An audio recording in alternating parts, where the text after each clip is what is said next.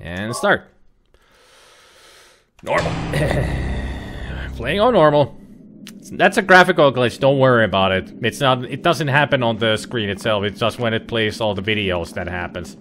There will be those kind of things happening during the whole place because of the emulation.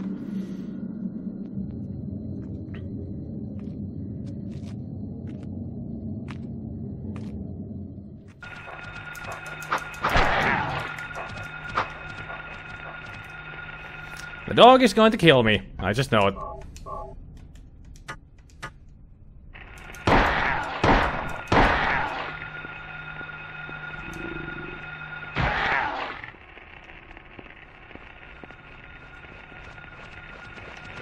Ah! I'm being attacked by two! No!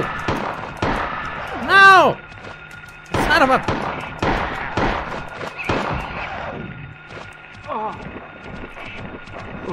Hey, Siperos.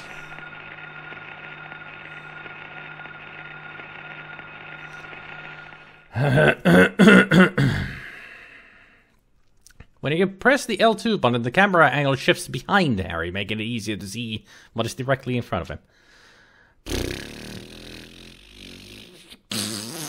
I am not good at this game. Can I start this over with easy? As long as you are having fun. Yep. Yep. Like Lorenzo says in Resident Evil. Lorenzo! Yeah. Easy. Start over.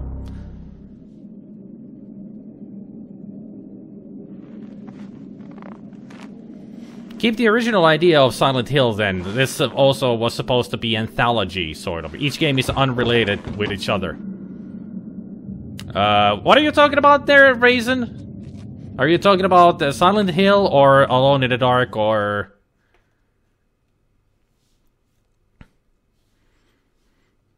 Wouldn't matter to me what you play on. As I said, I have very little attachment to SH1's reputation. CHERYL, where are you? Silent Hill series. 3 is connected to 1. Directly connected to 1. They are not unrelated at all. It was supposed to be an anthology. Yeah, but they went with... I actually like the route that they went with. That Silent Hill 3 is connected to 1. I'm actually glad that they didn't go with the unrelated stories-wise. Because it expands the Silent Hill mythos. A lot. The only way it should be remastered is if Team Silent are reunited. True. True. Konami lost most of the source code. Yeah, they did. And that will never happen as long as Konami exists. True. True. Slice of ham, Highland sill, Shylent shill, stacks of bills, screams of hell. I ran out of rhymes. I think you ran out of rhymes at the end there, yeah. Strongest memory I have of this whole series is finding the underground tunnel to the lake island, and I swear the tunnel was 10 minutes of walking with nothing happening. It was only just atmosphere, mostly. To be honest, I haven't played these games, or survival horror for that matter. Well, you're in for a treat, Saradak. And 4 is connected to all of them loosely, if I remember correctly, though that wasn't originally supposed to be a Silent Hill game. No, it wasn't, but they turned it into a Silent Hill game, and it sucks. The protagonist is the most boring character ever, and the whole story is nothing but a mess. But I do like the villain of the room. And I ain't talking about the Tommy Wiseau movie, Specky. Also for all... CHERYL? Is that CHERYL? No, damn it, I lost it. I had a name, but I lost it. Never mind. Also for all horror lovers... Where are you going? Lovers, good news maybe? THQ Nordic apparently bought... Stop!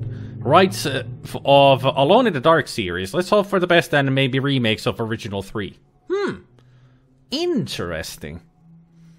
If they're gonna make more Alone in the Dark games, hopefully it's not gonna be a reboot, but somehow a continuation and they make them good. Silent Hill 4 is loosely connected to 2 as well. It is. Very loosely, but it is connected. One is, well, it's the other way around, Danny. 3 is connected to 1 and 4 is connected to 2. Because they came later and they had connections to the previous games. I used to get the series and Resident Evil confused a lot. How? They're totally different. Resident Evil is nothing but zombies and this is horror. Other kind of horror. The Psycho, there's a lot of mentions, Rosin, in the other games to the previous games. A lot. I wonder just how effective this game would be with its horror should someone hack out the fog. It wouldn't. The fog belongs into Silent Hill. The mist, the fog, it belongs to it. Most horror movies or games don't really move me that much. Probably because I'm a psycho. Huh? Don't forget the Jill sandwich. That sandwich picture. So great. You almost became a Jill sandwich. One of Best of Barry's lines. Perhaps back when we were younger and knew less, of course. No, don't hack the fog. No touching. Exactly. No touching, mist. No touching. No touching. Keep mist. Hello there, Jaden Okano Elrogue. Welcome to the stream. First time? No, I've played this game many times. It's just first time of me streaming Silent Hill and also any PlayStation 1 game. I've never streamed any PlayStation 1 game. Or Silent Hill. You know, about time too. Hey. Thank you for the follow. Yeah, you better listen to it. That man knows what he's talking about.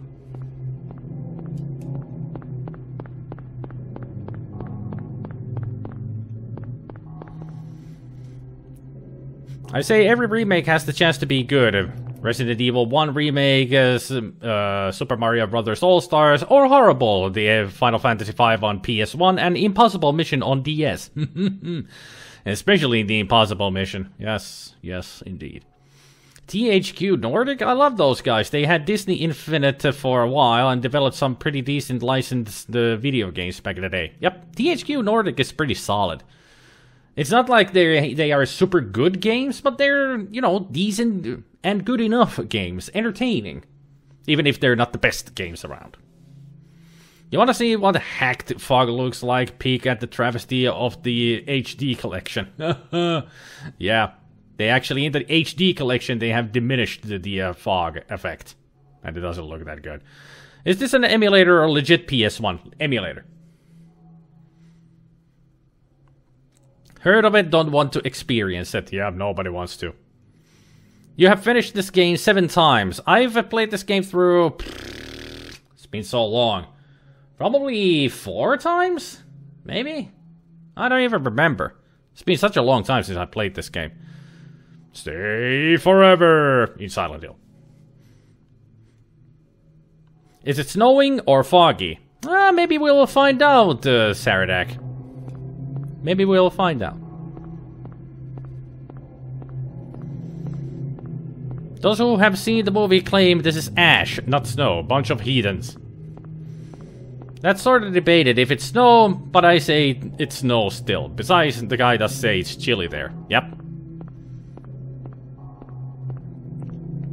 But please also keep off spoiling the game too much, because there's some people who have not seen this or played themselves this game, so they might not know what's going to happen anywhere here and there, so no spoilerinos. Keep the chatter about the game minimal.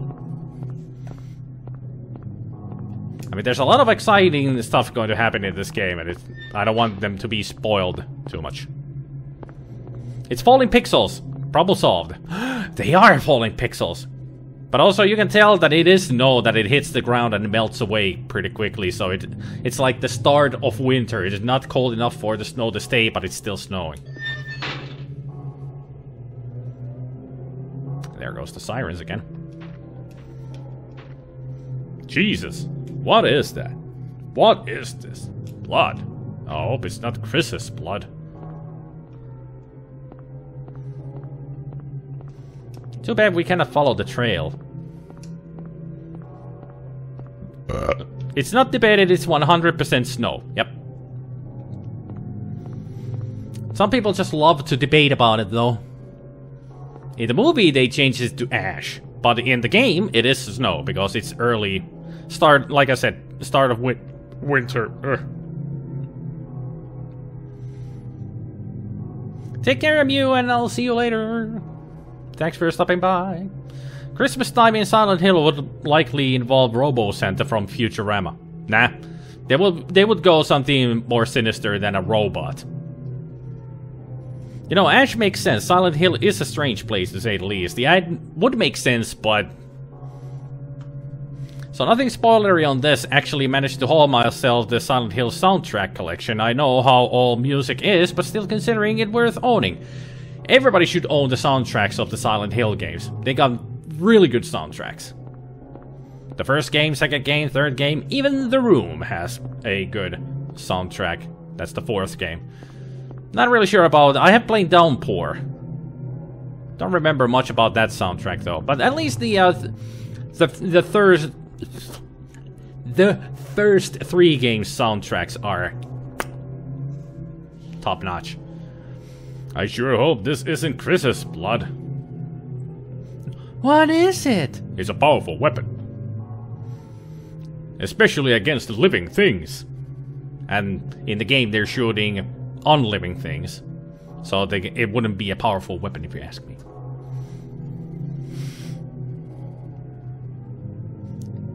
I'll just use this Retku wood for the juicy bits, okay? Can't we have a small talk about the weather? Of course! Real-time weather. Weather, it's nice and atmospheric. Fits the game perfectly.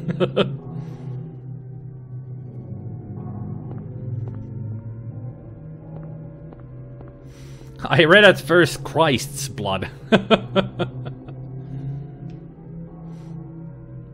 Danny Delusion got his name from Silent Hill 2. Danny Delusion. Well, in the movie, the ash makes sense since there was a huge mine fire. Yeah, that's how they made it in the movie. But like I said, we are not here to talk about the movie, Konfutsu, so drop it. No talk about the Silent Hill movies anymore.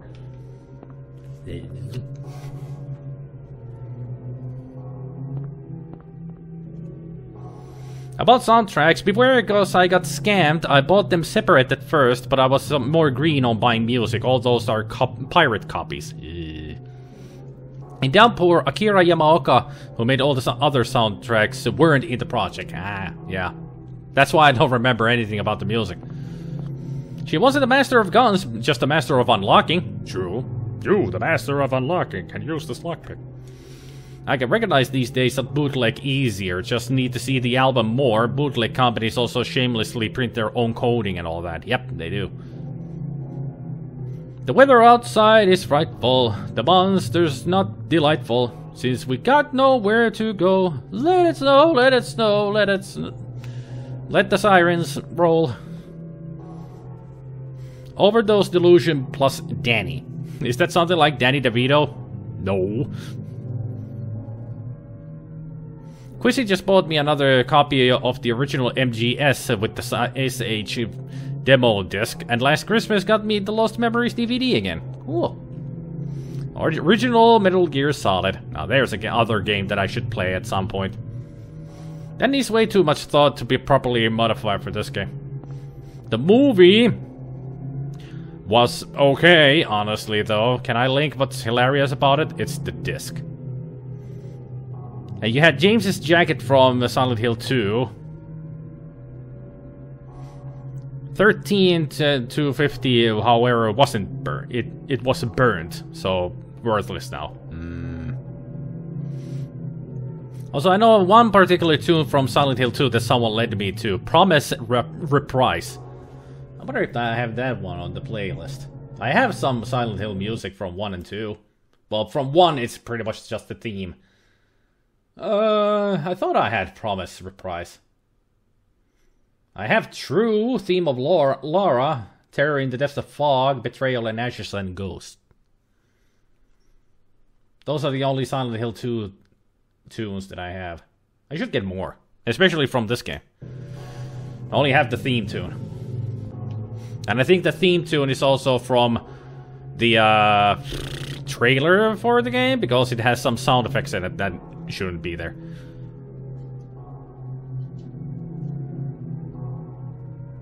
I think that Homecoming has the best song. It's when you meet Angela Orozco at the apartment building. So Promise Reprise, that too really hits me. No idea where it occurs, as I never played it, but it definitely you can feel the sadness from it. I can give it them all if you want. It would be nice. It would be nice to have all of them, so I can add them to my playlist, so I can play more Silent Hill music in the pre-stream. I feel the movie was alright in the same way as Super Mario Brothers was. Majorly, what the fuck is this shit if you compare it to the game, but alright if you can view it out of context. I tried to give it a shot, you know, tried to view it out of context, but it has so much of stuff from the Silent Hill games that I was like, why?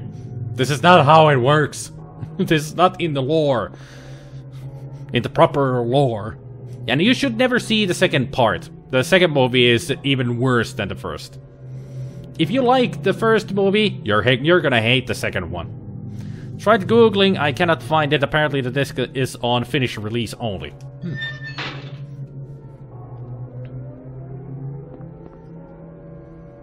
That's strange, it's getting darker. Get that matchbook out. Better than nothing, I guess.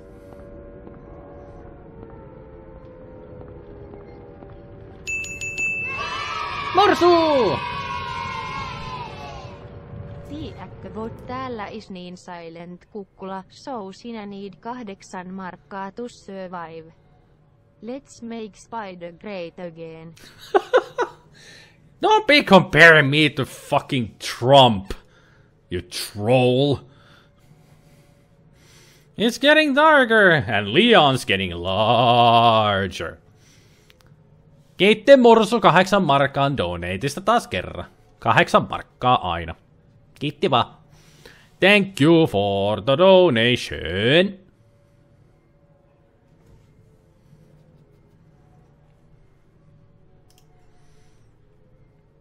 Oh yeah, that's the cover of the movie. Yeah, I forgot about the Silent Hill. It just shows Cheryl with no mouth. Woo! Spooky! So freaking scary!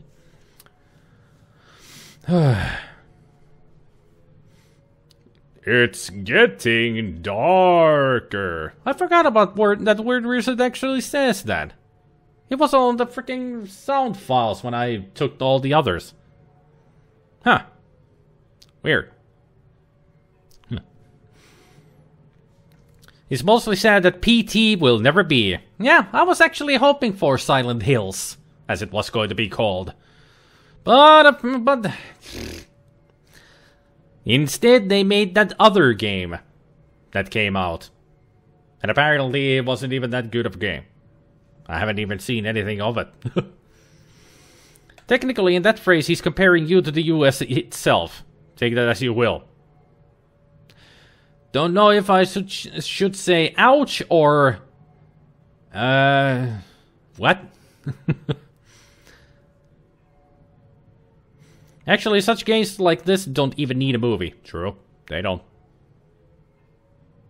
Pachinko Machine Silent Hill instead, yep. PD was horror done right. True. Actually, recently, there is a new game out, at least the first part of it, or chapter 1 of it, called The Visage, that is like PT, and I've seen people playing it, and it is like PT. It has a lot of PT vibe to it. It's very scary of a game. Yeah. Even Danny can... Yeah, Danny has played it. Visage is great. Yeah. I wouldn't play it myself, but... then again, I'm a pussy with those kind of games. These kind of Silent Hill kind of horror games, I can play them. But like Visage or Amnesia or such, no. Okay, you can continue your surviving. 8 marks save your day. In this day and age, never rule out anything, especially something as famous as PT. But what makes it funny, the DVD middle hole is right where her mouth is. The game isn't PT, is Silent Hills. Yeah, the game wasn't going to be called Silent Hills. PT is just playable teaser. That's what it stands for. But still people call it PT because Silent Hills was never made. So PT is the only thing that exists of it. That's why people still say it PT. Because that's what it is, PT. I located this SH2 tune on SoundCloud. Shall I post a link here or throw it to Discord? Throw it to Discord, not here. Great planning once again. For me, survival horror and VR is where the line gets crossed. I don't think I want to play survival horror on VR. I'll break so many things and myself too. Broken wheelchair. The only game that I would get on VR that is kind of like survival horror would be Arizona Sunrise. I think it's Sunrise or Sunshine. Arizona Sunrise, I think it is. Because it's nothing but a shooter game where you walk about and there's zombies around and you have to defend yourself against them. There's a website named Silent Hill Memories that you can download all the soundtrack besides Downpours. Silent Hill Memories. I'll have to remember that myself. Remember? Memories? What's this? What's this? What's this? What's this? This and this. I'm gonna be starting this. Gotta start singing a Nightmare Before Christmas songs. This is Halloween. This is Halloween. Nah. I'm just gonna keep on singing. Happy, happy Halloween, Halloween, Halloween, happy, happy Halloween, Silver Shamrock. Nothing beats that.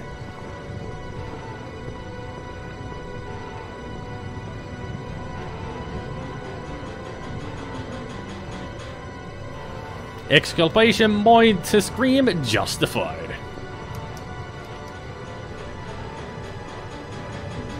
Sing Esperadote. Don't know that. What is this? What's going on here? What do you think? It's a Mardi Gras party. It's Mardi Gras time.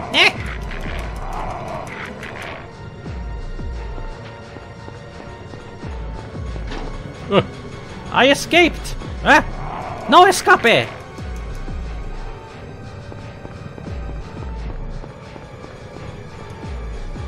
Blocked by a fence? Oh no! How about that door that I saw?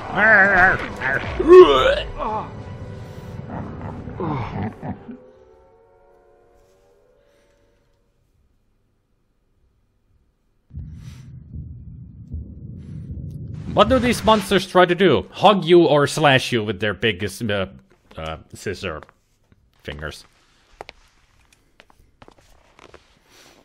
You love the terror icon for my avatar. Oh, you mean my profile pic? Yeah, made it myself. In 5 minutes. Was I dreaming? How do you feel? Oh, like I've been run over by a truck. But I'm alright, I guess. AKA, I feel like shit. Glad to hear it. You from around here? Why don't you tell me what happened? Wait a second, I'm just a tourist. I came here for a vacation. I just got here. I don't know what Is that cop lady Sherry from Resident Evil 2? No, it's Cameron Diaz. I'd like to find out myself. Just realized that the Xena attack notion was completely missed there. Had he only found a vial of alcohol to spit fire 7 last month, via the match. Black hair. If he had been able to spit fire, then we would have had to fight against a tentacle monster. I've seen in this town is you. Reference to Sanitarium that I recently played through. I'd tell you. Yeah, that Cameron Diaz. She looks exactly like her in the FMV. From what I can tell, well, not FMV, but the cutscene. That's all I know.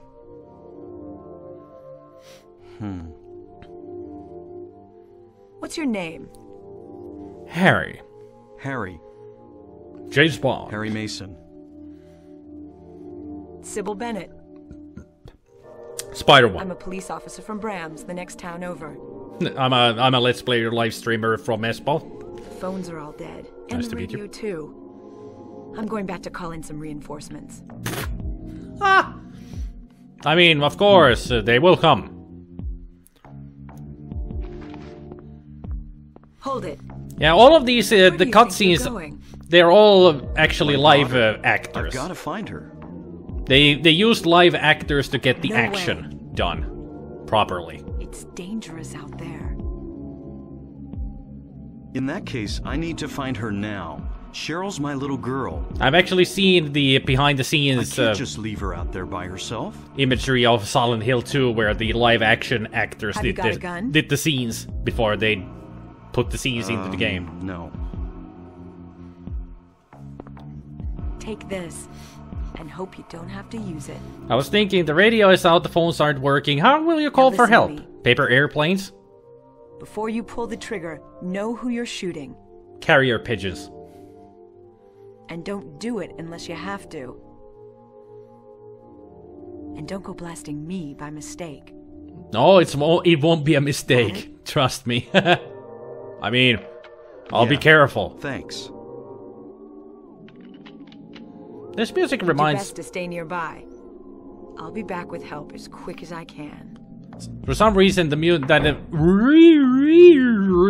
reminded me of Earthbound. I don't know why. There are only certain situations that have that kind of music in Earthbound. Earthbound is another game that I will play at some point. Just don't know when. Because it will take a long time to play that game through. It's a long RPG. But it's a great RPG. Ah.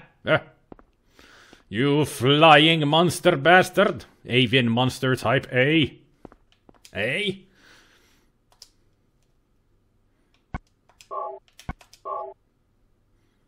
There. Only took me 19 and a half minutes when last time it was almost 8 minutes. See what you do to me when you talk so much. Just wait for the one camera shot on the pimples side. Darn, it was on screen for just 2 seconds. Now, Mother Trilogy for Switch, Nintendo? They should do it. Although I have played the first Mother game, but I didn't like it that much. Earthbound and Mother 3, though? Excellent games. Why is my nose itching? Excuse me for a second. You guys don't need to see this as I scratch my nose. I think it's one of my mustache hairs going up. Ah.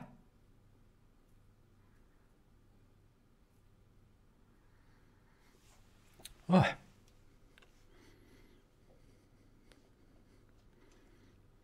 Earthbound, great game. Finished it myself on the Wii U and got Earthbound Beginnings as well to play. Cool.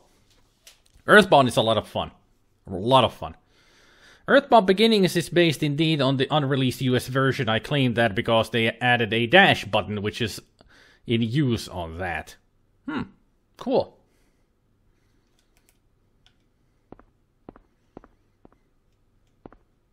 Finished that too, by the way, just saying. Like I said, I have played the first Mother game, but I didn't play it through ever. But it was only because I didn't like the game that much. Because that game really doesn't tell you exactly where to go next. It's more like just wandering around and hopefully something happens. Or you find the right way to go.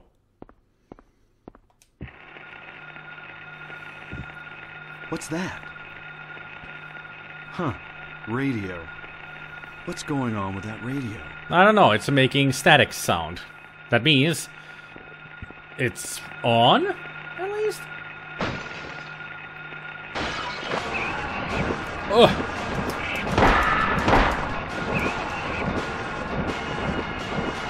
Nope. Good. Damn it. This is not a dream. What's happening to this place? Who knows? Something weird's going on. Something's wrong. You called the Ghostbusters! I'm afraid no ghost. Let's make another save just to be safe. How much health did it take? Nothing. There's the difference between normal and easy. It hit me 2 times, I'm still fine.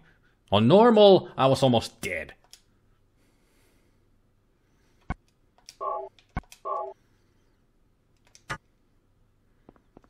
I had been looking from the net and such, but it felt like completing it still. Interesting game overall. It is an interesting game though, yeah.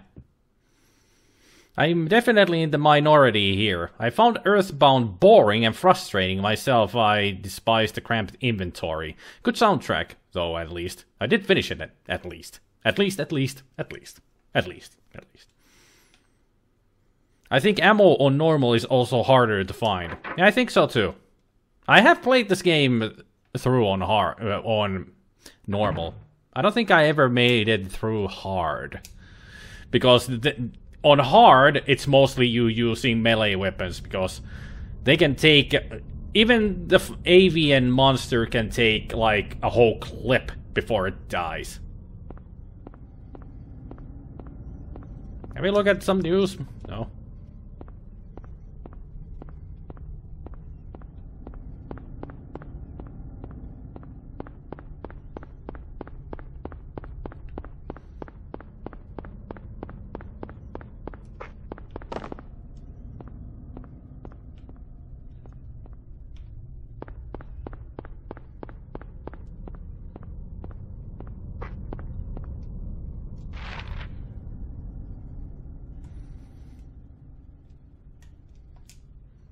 Oh, but the first time around you struggled to find the attack buttons. True.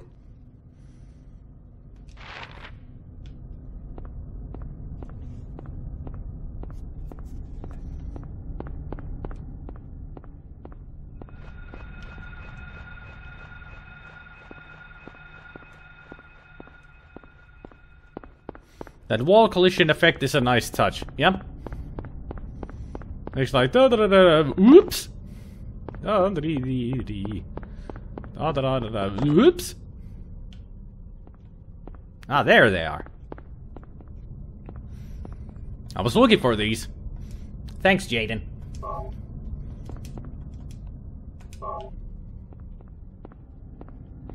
And I think I can reload without going to the...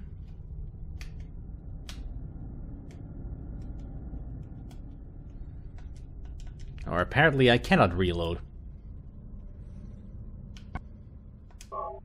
Oh, it's reloaded already. 56? Holy crap, it doubles the amount of ammo. I mean, on normal it was just 1 clip per ammo box. That was double the ammo.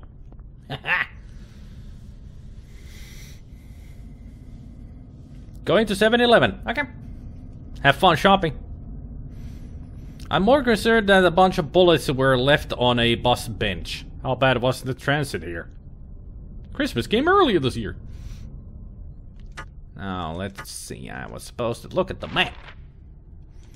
Let's go straight away to the alleyway and kill some hairless monsters, shall we? Oh, you're not going to 7-Eleven. You were saying that I should go to 7-Eleven. Or it's like going to 7-Eleven. Oh, the north side of the map. You don't need to guide me here, Jaden. I don't want to be guided through the game. I've had bad experiences about that. Just let me play the game the way I want to. No backseating. That is another rule here. Haven't you read the rules down there that I have? No backseating, no spoilers. No such things. Just let me play the game so I can have fun.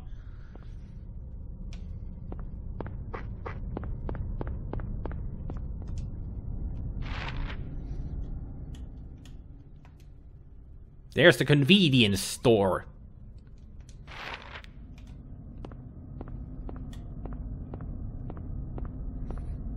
And I know I missed a health vial back there somewhere. There's a health drink on a windowsill along the street.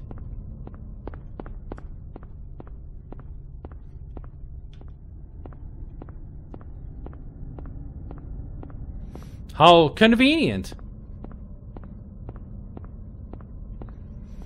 I'm just using my license to use crap humor. Nah, that's mercenary's business, because he does awful puns.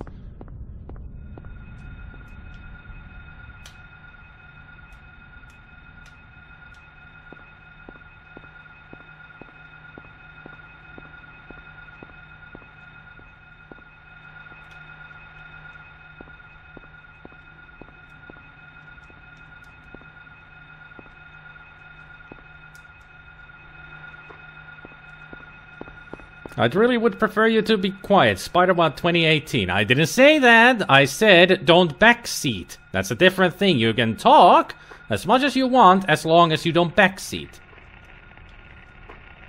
I think water is coming down from this.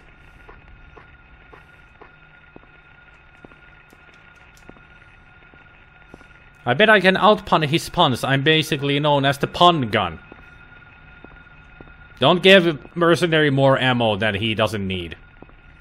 The sequel to Psycho Pigs? Psycho Puns! I actually also checked out the eShop on the 3DS, and yes, they do have Psycho Pigs there. I'm still pondering if I should buy it or not, because I did enjoy the C64 version of it. Spider got plenty of ammo from that bench already.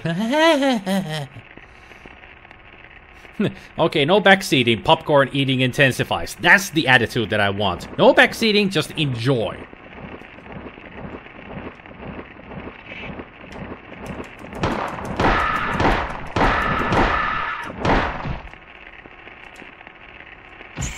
Shut up.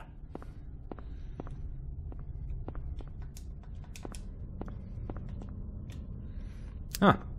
The door is open.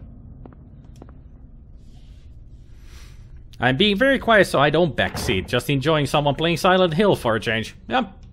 That's what I want. People just to enjoy the gameplay and my bantering. As I play. Ah!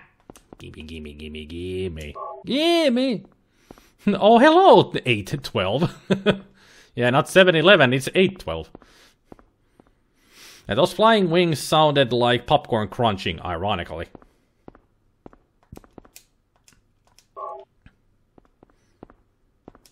Spider kick and Hill silent. What I do like in this game still definitely is the feeling you can explore, at least more or less, and how it feels terrifying because of the fog. The freedom to explore everywhere.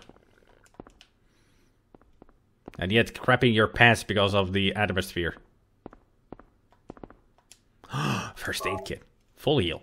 Nice.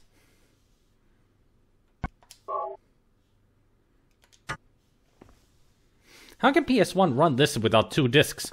The power of compression. Yep.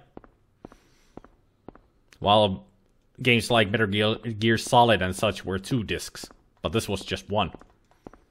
But then again, later on you got Final Fantasy IV and such, which were like 4 discs. Remember that? With Final Fantasies? At least it was clever that in each chapter, when there was like a big event that changed the world, you had to change disc to continue the story. It wasn't like old school Amiga where you have to swap between 7 discs so you can get to one area. And once you get out of that area, it's the swapping 5 discs again.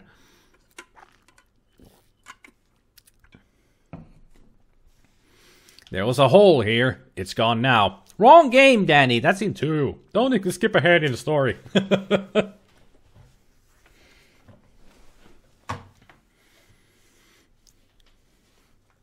Or in reverse, Silent Hill and kick Spider. Oh, it will kick my ass. Yeah, it's a coding trickery, Jaden, with the fog inside here. It's to cover up the loading of the pixels and such. So to speak, the pre-rendered maps.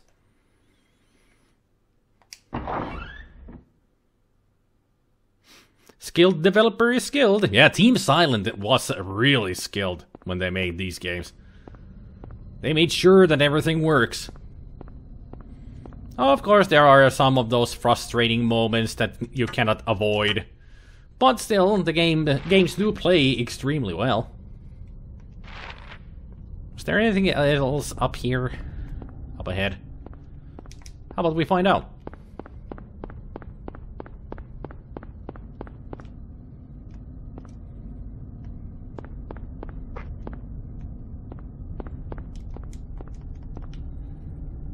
Elite 2 had a Galaxy on a floppy disk and cool graphics to boot.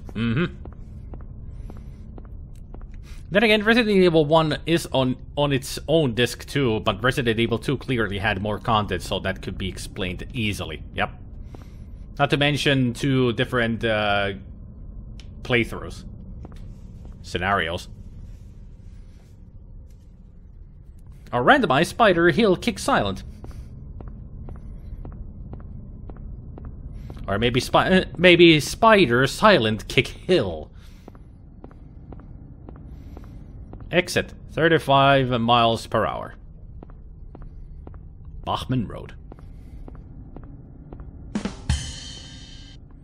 And Murzu's random rim shot, which I have told him not to do, yet he still does it.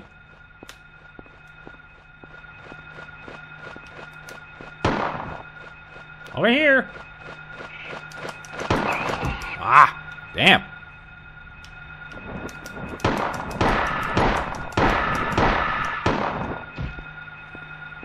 You bastard!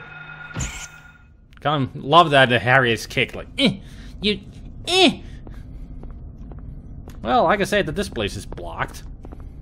The street is blocked. Gotta get out of town this way. Nice crack. Lara Croft would get through there. Easily. Hey, T-Quill. Terve. The world only renders the part where you walk. Yep. To be fair, though, I'm now trying to quit every stimulant and other neurotransmitter altering product that I used to take. It isn't going well, unfortunately. That's why I've been so quiet for ages. Oh.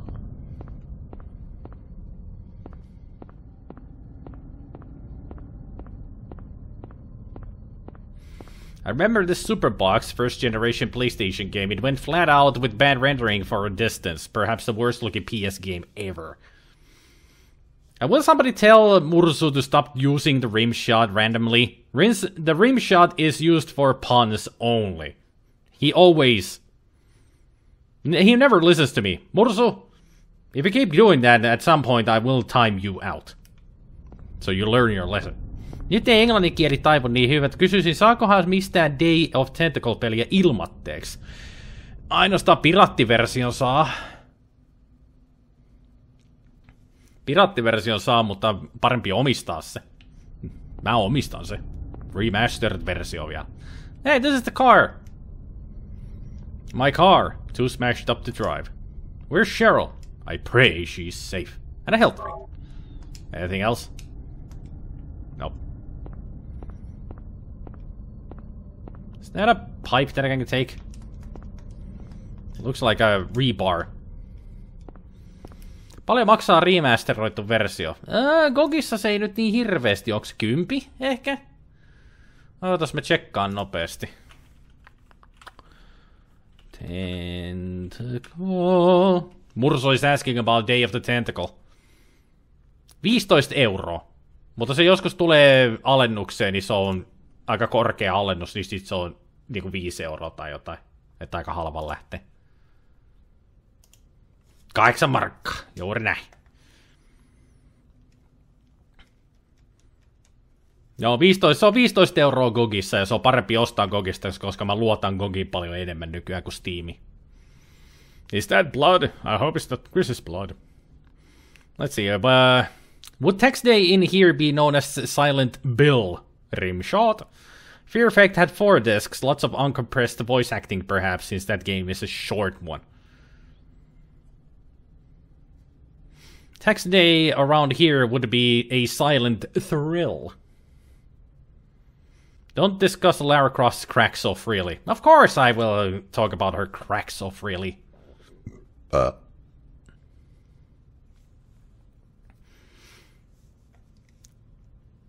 Let's see what else talking about. Markka takas! GOG-tukijat. Ei nyt, GOG on ihan hyvä palvelu. Myös tosiaan olen Steamiin langennut enemmän. No se on siinä, mä kyllä käytän Steamia myös, kun Steamista saa paljon enemmän nykyajan pelejä. Mä vaan luotan GOGiin paljon enemmän noihin vanhoissa peleissä. Tai muutenkin kokonaan GOGiin, koska DRM free. Sä omistat ne pelit sitten, kun ostat ne. With GOG, I feel like I own the game. With Steam, I feel like I'm renting the game. That is exactly what it is. With GOG, you own. With Steam, you loan. There's a rhyme for you.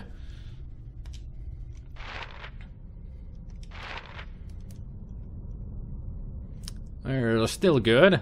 And actually, it does reload when I push the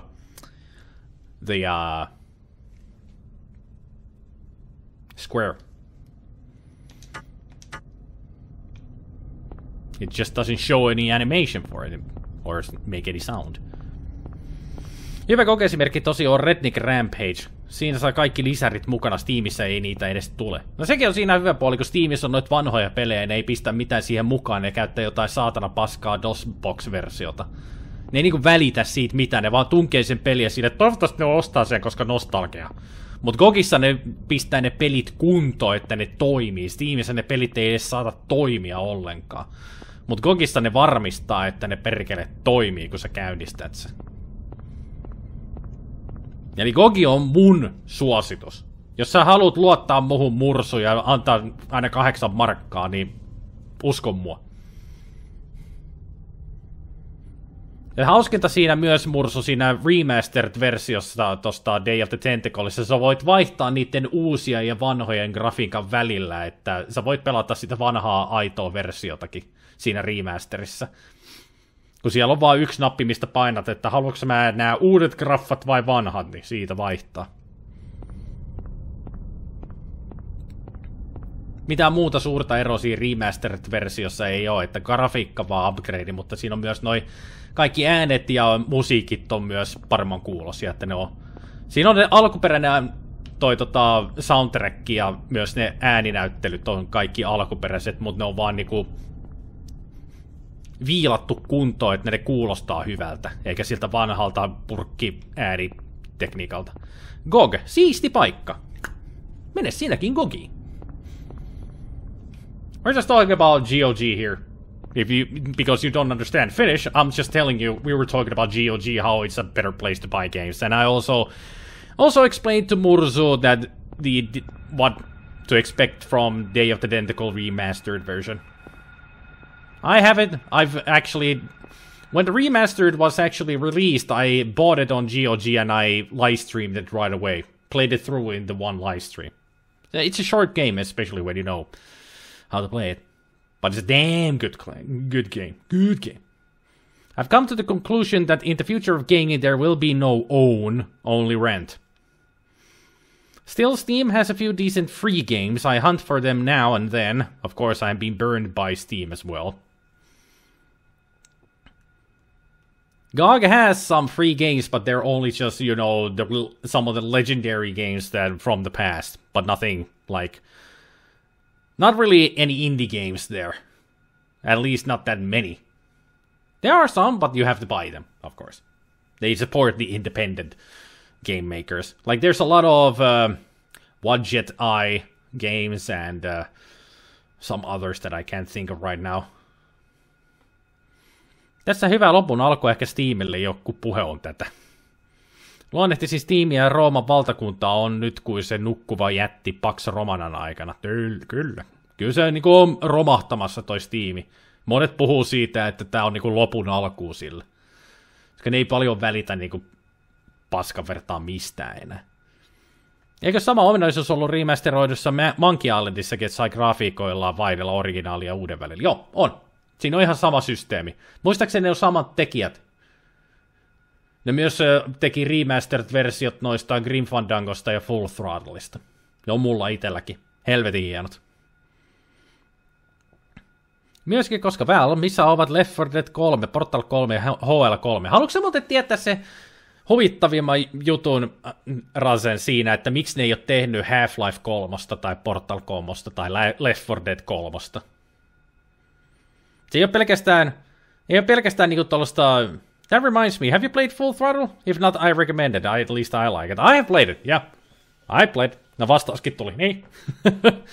Yeah, Full Throttle Remaster. I have it. I played it. Fantastic. Full Throttle is such a fun game. No anna tulla vaan, Spideri. Ne pelkää tehdä Half-Life 3, koska ne uskoo, että se tulee olemaan paska. Ne pelkää faneja. Kaikki fanit hypettää niitä pelejä niin paljon, että Valve pelkää tehdä ne kolmannet osat noihin peleihin, koska ne uskoo, että ne pettää kaikki fanit, että ne on ihan täysiä paskoja. Siksi niitä ei ole ikinä tullut. Gabe Newell on pelkuri. Täys kusihousunen pelkuri.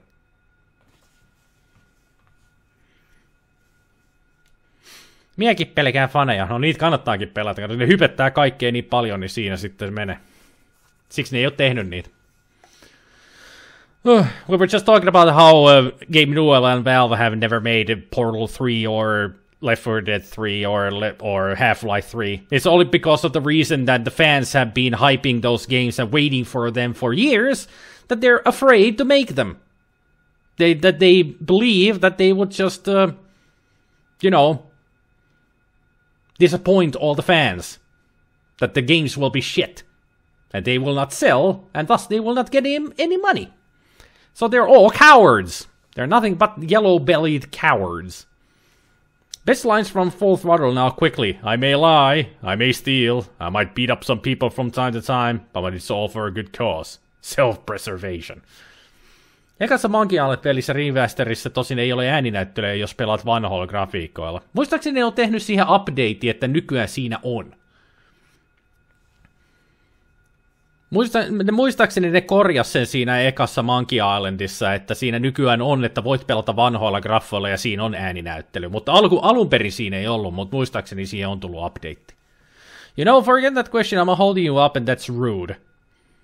Couple of games I have on CD that I wish they would come back for a more modern system. Do they take suggestions? Yes, they do, actually. On GOG, they have forums where you can actually put a game name and people will come up and upvote them. That if they also want to see this game, you can go upvote them. And I have upvoted like Aliens vs. Predator 2. There was some other game that I can't remember right now, but especially Alien vs. Predator 2, I have upvoted that because I want to see that again.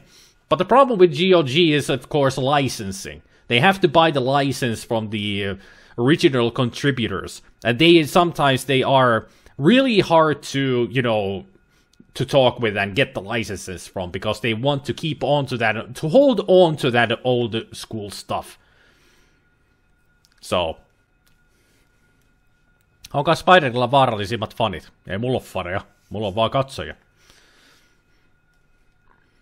We should get Ricochet 2 instead. Hasn't the term been deleted over 9,000 times already? Or the term been... What?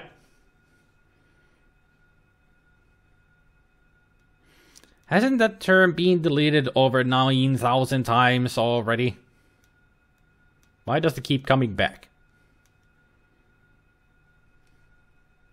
It's over 9,000! Ainakin ne tekee artefakti. Pelasin hiljattain Monkey 1 Stevissä. Ääni ei kuulu, mutta voin tarkastaa nopeaa.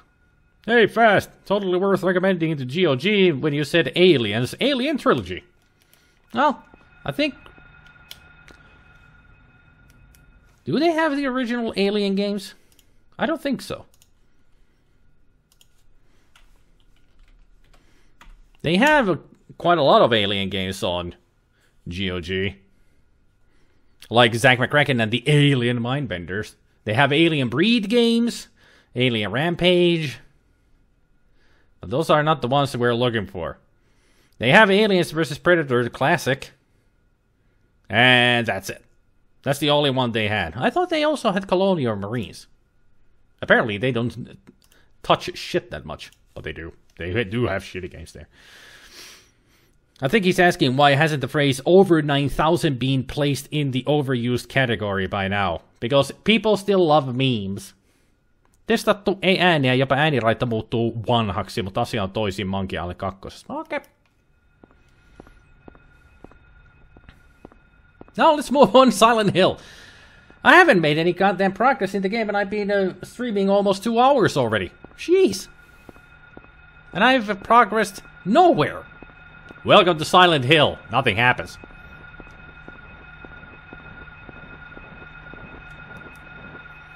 Am I going the right way? No, that's the wrong thing. Yep. That's where we need to get to.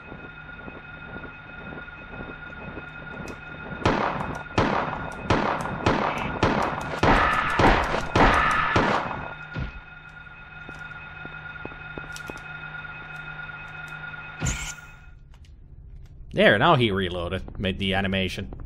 Well, it's silent. Huh.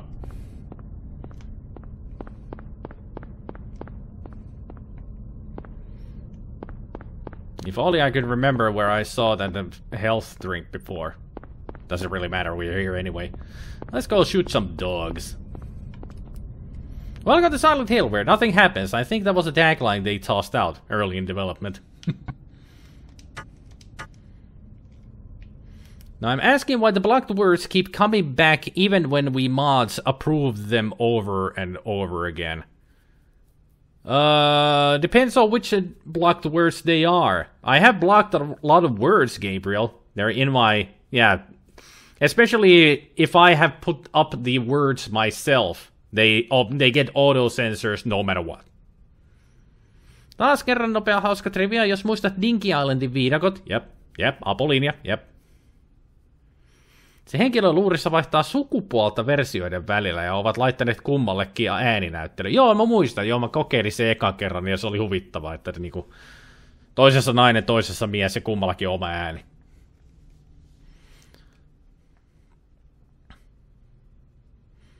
Reasons sanoman jakoon was censored because coon.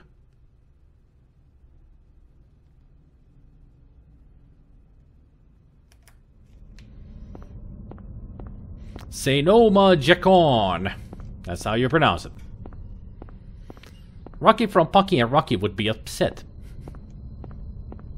But isn't Rocky a tanuki, not a raccoon? Because it's Japanese, so he's a tanuki. Although, basically, a tanuki is a raccoon. I have no idea what that even means. Coon. Black person in the 70s. It was a slur word. A racist word. Very, very racist. So don't use it anymore. Nobody mention it anymore. But it also might be a shortage from raccoon. Which you should not use. Because it's very racist.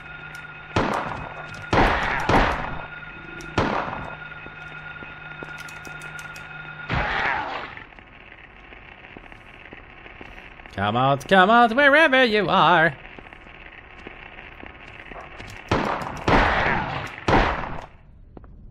Huh.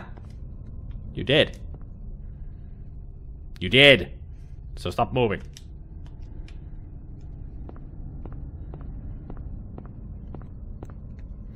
Never call a black person a raccoon. Gotcha. Jestas mikä tarjous. Zack McCracken alle 2 €. Mä ostin sen itse heti. Se on mulla Gogissa.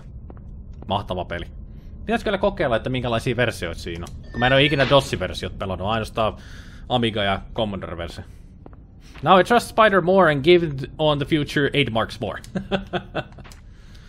You could subscribe, so you don't need to give me 8 marks every time. Although 8 marks is a lot cheaper, of course. 8 marks is only like 95 cents. It's not even a euro. Spider Revenge has now been accomplished. Indeed. I have also redeemed myself for not sucking anymore because the game is... this game is just so easy on easy. It's like super easy, then normal, then super hard. That's what the difficulties are. If I played this on hard, I would have died on the first monster already. Because they hit hard. One hit takes half of your health. And with the second hit, you'll be dead. And they can take the whole freaking clip. And if you go and then add it with the knife, forget about it. Hey, look, bullets. Of course I will take them. What do you think? You think?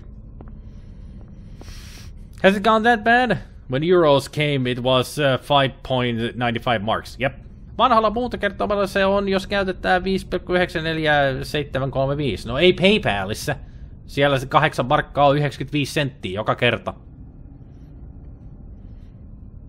Se on, kato, se on, toi Twitchi ottaa, tai oikeastaan sen ei pitäisi ottaa, mutta se muunnoksessa on. Eli se on 95 senttiä dollareissa. Mä oon ehkä kattonut väärin. Mä en tiedä, tosta PayPalissa joskus näyttää dollareina ja joskus noissa euroissa. Se on vitu outo. Suorat donatit ei mene Twitch-staffiin taskuihin. Jos sä annat donate, se tulee suoraan mun taskuihin, koska se menee suoraan mun PayPaliin. Twitchille ei tuu siitä yhtään rahaa. Mut subeista ja bitseistä menee rahaa Twitchiin. I like the reference a Silent Hill puzzle on hard versus easy. Easy? You look at a bookshelf and get the answer. On hard, you must have a thorough working knowledge on the works of Shakespeare. I mean, really deep. Yeah, the puzzles are freaking impossible on hard. No mun laskukone on rikki, se sanoi, että se on 8 markkaa ja sillä sipuli. Okay. So the levels are basically just enjoy the cutscenes, playing the game, and as insane as the town. To school. Isn't this Cheryl's sketchbook? I don't know. She's at the school. How did you figure that one out? So we're going to the school. Then I can talk about the things that I want to talk about the school. That I mentioned before, that I want to talk something about the school, but I'm not going to mention it here. Sketchbook cover. This picture. It's me. Pfft. Looks exactly like him.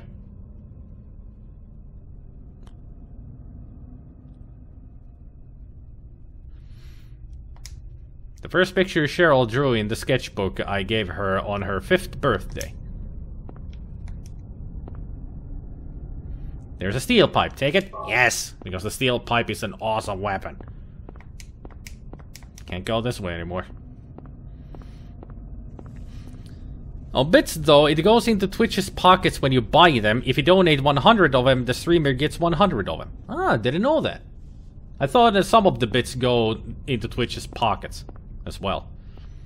Well, with the subscriptions at least, some of the money goes to Twitch. We haven't even reached the dark side of this town. It may eventually spoil itself. True. How many bullets do I have? Plenty. But now I have this. A 3-long steel pipe. Long range, but of limited use. Limited use? What do you mean limited use? It's unlimited. It will never break. Because in these first games, the weapons never broke. That started to happen with the Origins and Downpour. Which sucks. I hate when melee weapons break. It was because of Dead Rising that started the trend. That all of the weapons that you can get, which are littered everywhere, they eventually break. And of course Silent Hill had to take them too.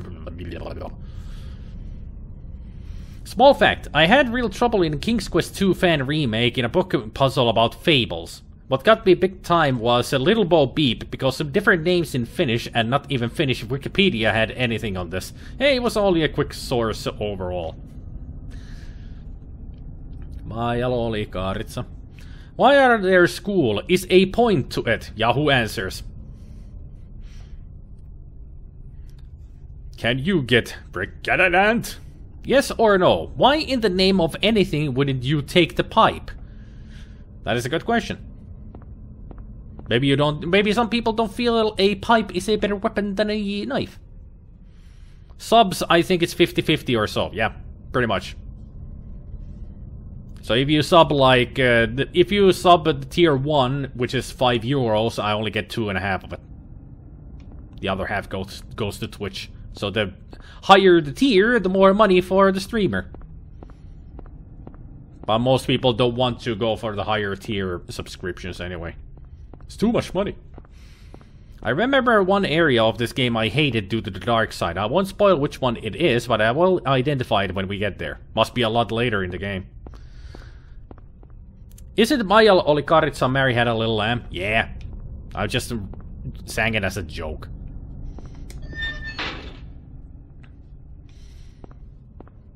Happy, happy Halloween, Halloween, Halloween, happy, happy Halloween, Silver Shamrock. Maybe some people want to do special challenges. I mean, like challenge runs and playthroughs. Yep. Some people do. Use only the knife. There is such a challenge playthrough of Silent Hill. Play the game through with just using the knife.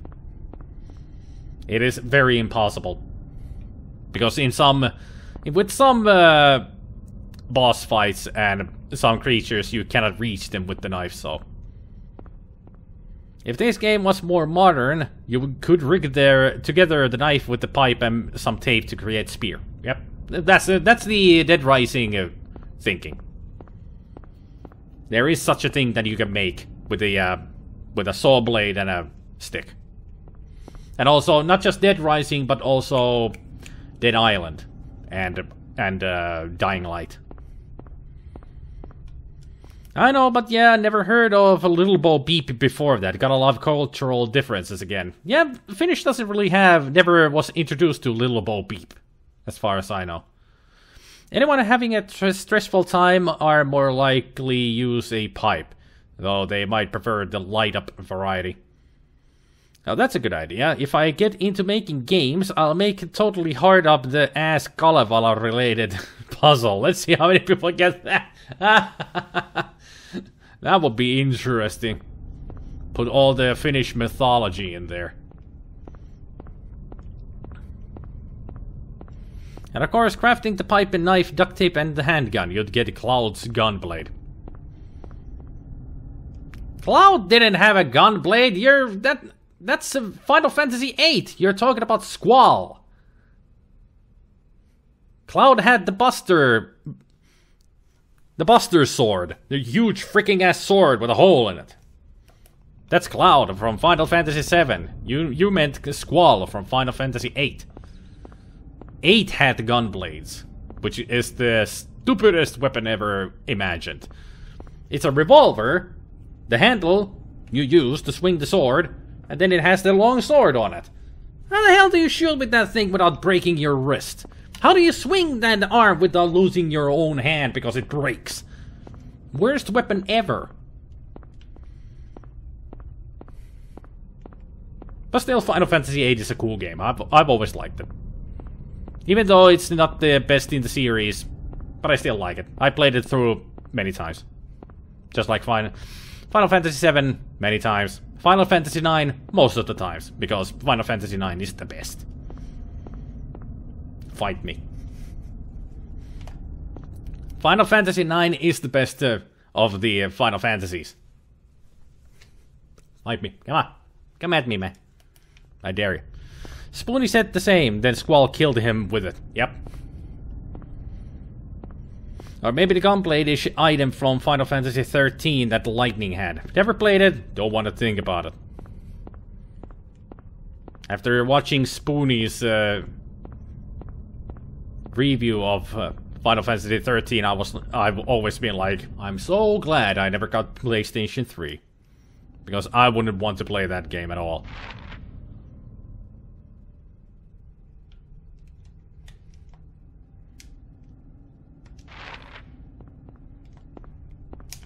I did play Final Fantasy 12, though.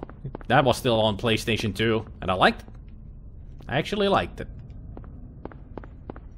It's not the best game around, but I still liked it. I also liked it that they involved the guilds in it, because it reminds me of Final Fantasy Tactics Advance. Which is nothing but the guilds, but I really like Final Fantasy Tactics Advance. I think it's a great game. Final Fantasy XII is great as well. Final Fantasy VI is really good. I enjoy that as well. I also enjoyed FFX deal with it. The story needed help, but I loved the battle system. The battle system in Final Fantasy X was good, but I hated the game. The story and everything, I hated it. Especially the characters. Didn't like them at all. I sure did. Mixing up memories kind of sucks. Yeah, but it happens, Jup. Don't worry about it. It just happens. I prefer FF6 as the best, though FF9 is good. Well, to me, it is like this. With FF6 and FF9, it's like, which one is better? Which one is better? But it's 9. 6 is a very close second. Except Auron. Well, Auron is the best part of the game, but that's it. I have never played any Final Fantasy, so I will say I hate every one of them equally. I want to know the hair gel Waka uses. Hair stays the same even while he's playing Blitzball. True. It's water resistant. Weird. I actually didn't like Final Fantasy VII. I felt the materia system was kind of unfinished. It's not really unfinished, but it's very convoluted. You have to be very, very careful with the materia system. But once you get that under control...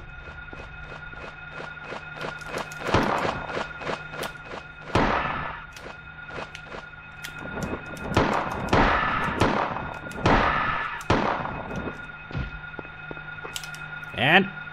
stay down.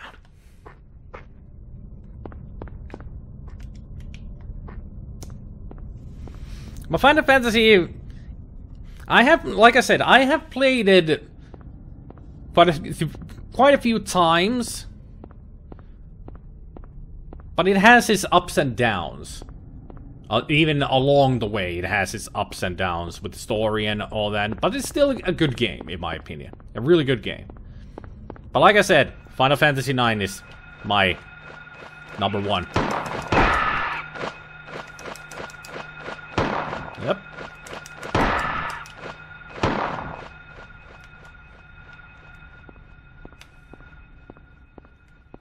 Sometimes this camera is a little bit against me. I finished Final Fantasy VII with 2 Knights of the Rounds. It multiplied once I maxed it out. Ha ha ha! Nice. It's more of a product of its time, honestly, grind heavy. It is very grind heavy. I still have one thing in Final Fantasy VII that I have never been able to do. Beat Emerald and Ruby weapon. Those two are still the banes of my existence with Final Fantasy VII. Ah.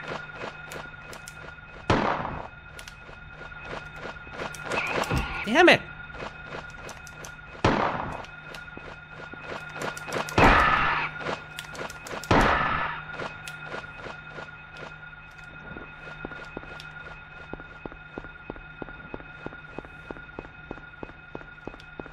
Nah, forget it.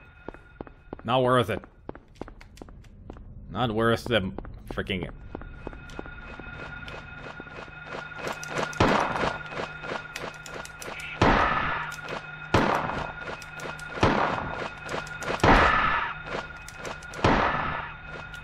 And stay out. It's my house now.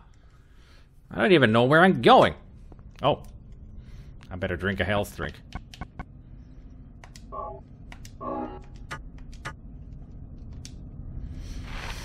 Oh, now I'm over here. On that crossroads. 7 and 8 are weird to me, and they didn't really want to rock the boat with the basic turn-based stuff, but the leveling systems in those games, yes.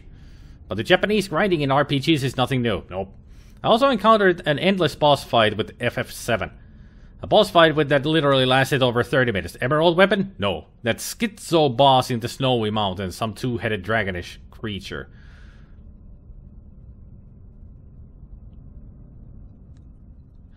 Well, Final Fantasy VII does have lots of tough boss fights.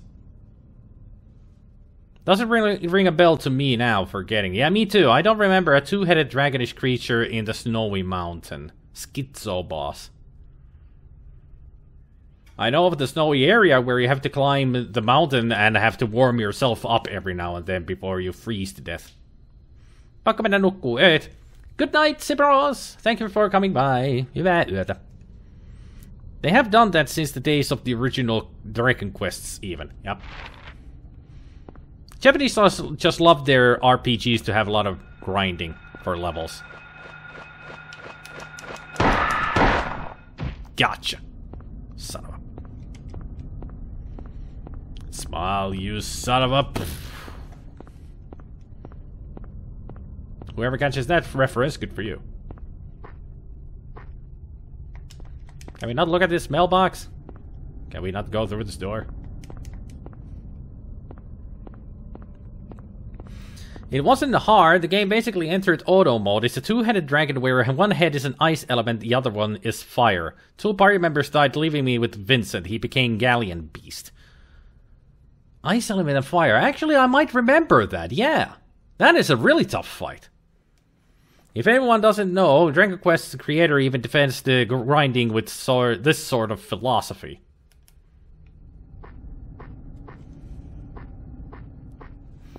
There's philosophy behind the grinding for levels.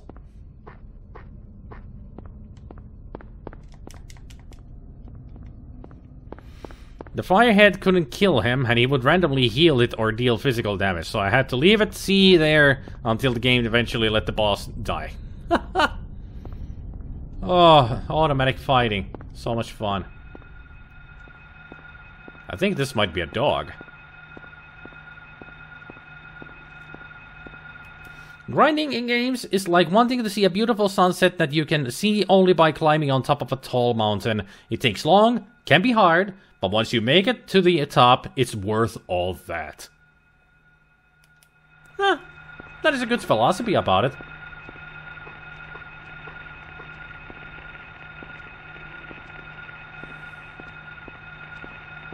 Hello, doggy. Hello, Butchie.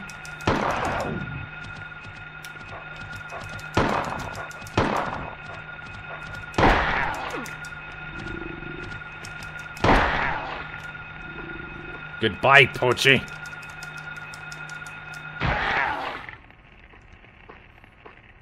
Sounds like there's another. Probably a doghouse, though I'm not sure since there's no dog around. Nothing in particular around. Then what was that you just fought against?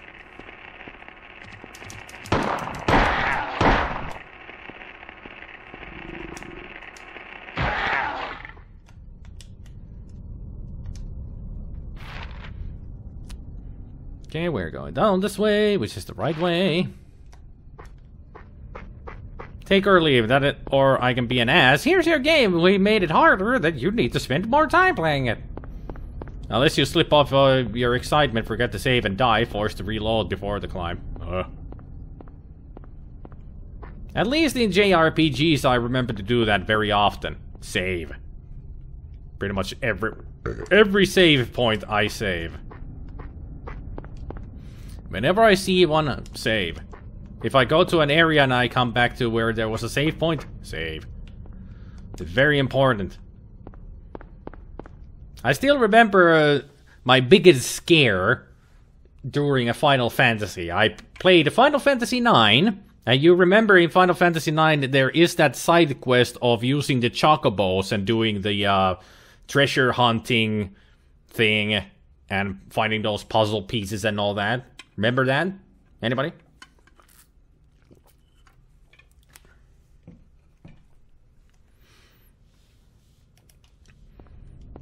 Anybody remember that side quest in Final Fantasy IX?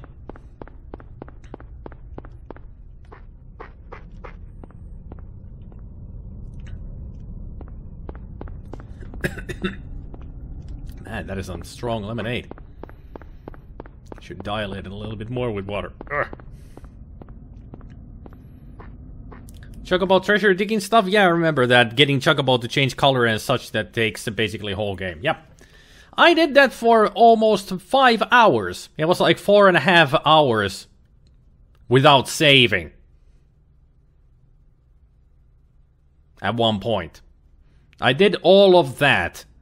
Flying around, finding puzzle pieces, digging for treasure, and getting more puzzle pieces, solving them, upgrading chocobos and all that. For 4.5 hours. Then I went to one of the toughest islands in the game, where you find those Tyrannosaurus Rex creatures and, you know, the bigger monsters at the end, towards the end of the game. And then I realized, oh yeah, I should save my game before these things might kill me. And when I saved and saw the time, I was like, holy shit, I hadn't saved for 4.5 hours.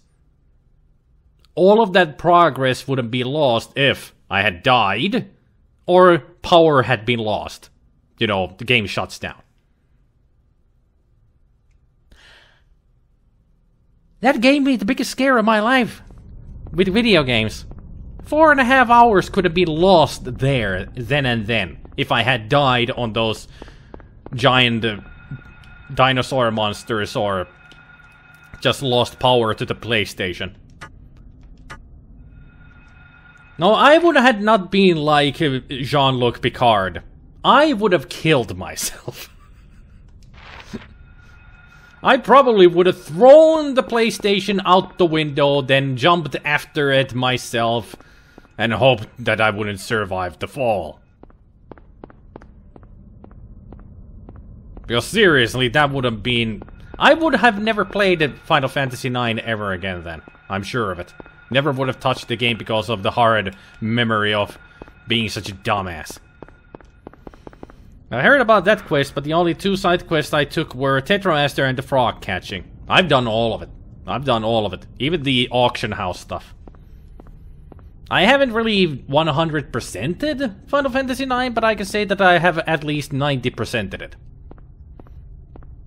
Because there's so much stuff to do in it, and I love side questing in RPGs.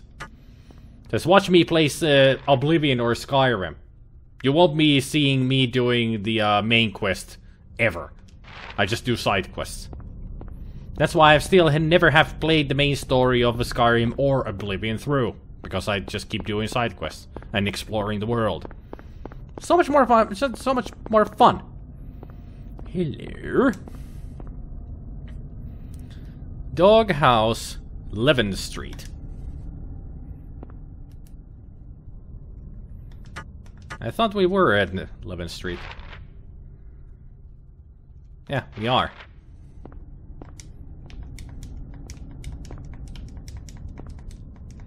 I guess these papers are not important. Interestingly different scare, honestly, but at least you got a happy end to that, yeah? And then I just finished, doing the treasure hunting, got the gold, then I went off and finished the game. I have played it through in the spring, but not sure about the percentage. I don't even know, it doesn't really show any percentage on it or anything. I just made an estimate of how much I've played the game through. Of doing the side quests and everything, I mean. I enjoy side questing, but I admit there are certain harder quests cause me to back down. Pinktail in FF4, for example. I never really played that much FF4. Yeah, Kvatch can wait in Oblivion. It's already in ruins. I have the longest in Oblivion that I've played. The main story is when you get the brother Matthias, Sean Bean. When you get brother Sean Bean to the Blades, and then you have to go and talk to the Emperor's butler to get a key so you can continue the story. That's where I left off and started. Yeah, Matthias, yes. Or Brother Sean Bean, as people call him. So when you get the butler, you have to get a key and continue the story from there. That's where I have ended up. That's the longest I've done the story. After that, I just went on doing side quests and all the other stuff. Because it's so much fun. When it's an open world like that, you just have to go and explore everywhere. Do everything. House key was hidden in the doghouse. Take it? Of course.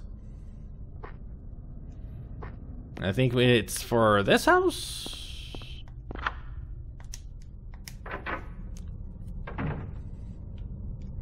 Ah, first aid. Who would say no to a first aid kit? Only a crazy person. It's locked. Ah, save point. Good.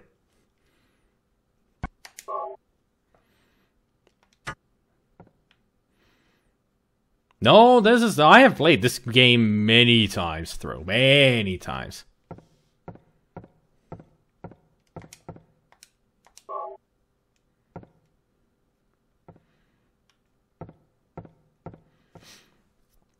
The pink tail in FF4 is a bit infamous by now. If you acquire one, you can get the adamant armor, a piece of armor that can be worn by anyone. It's the strongest armor in the game, bar none. However... Zombie? Why are you saying zombie?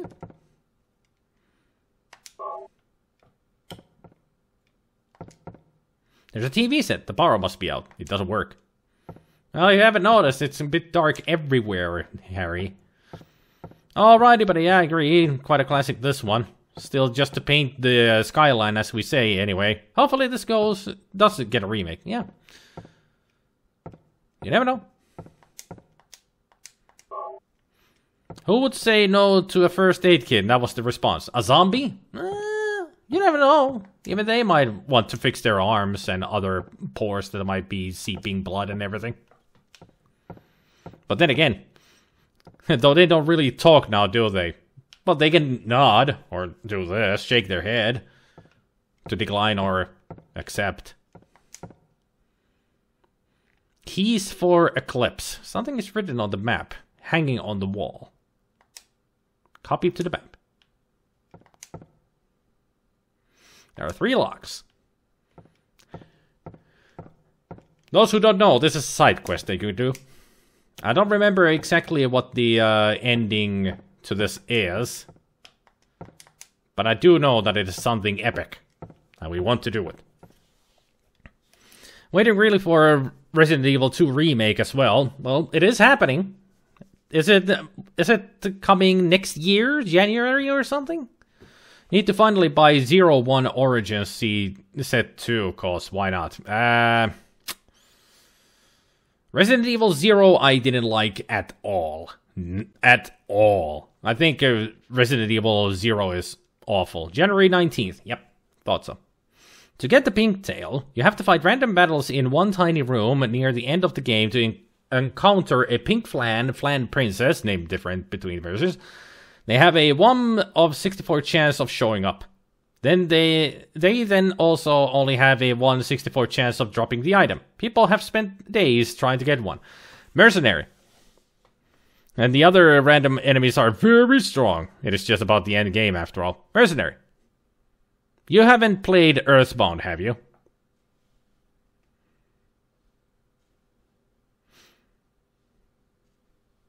Too bad. Sort of, well, yeah, I can agree overall about sort of forcing myself to like it. Resident Evil 1 remake, though. Best remakes ever. That is a very good remake, yeah. But Resident Evil 0 just, in my opinion, is crap. I never liked it. Never played it through either because I gave up on it. Oh yeah, you said you didn't like it. Mercenary. Yeah, I gotta love those percentage drops, so much RNG heavy. In Earthbound, there are several encounters of normal enemies and some tougher enemies.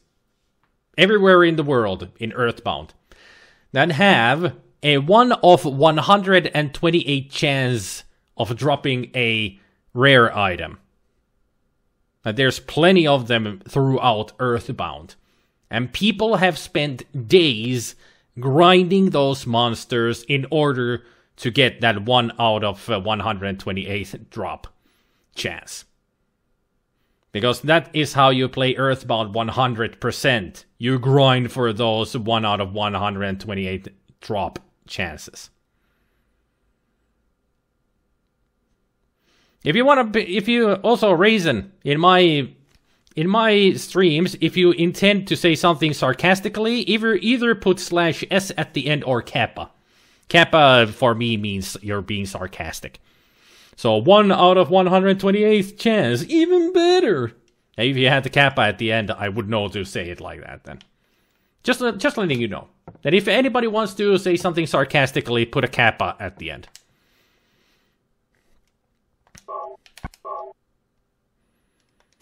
Because that will signify me that, hey, you're being sarcastic. Then I can read the text very sarcastically. I remember hearing about some super bat. Well, it's not just a bat, it's a pretty much the only weapon for poo, which is a 1 out of 128 chance drop weapon. And then there is the bat, yes. Then there's different kind of items that you can get from different monsters here and there. And yeah, there's a lot of stuff. But yeah. Hey, Othian. Oh, thanks for the follow. You hadn't followed me before, you heath. Never mind. You Vanguard. Unless you're this guy who is 99% sarcastic all the time. Yeah, that's Othian, alright. You don't say.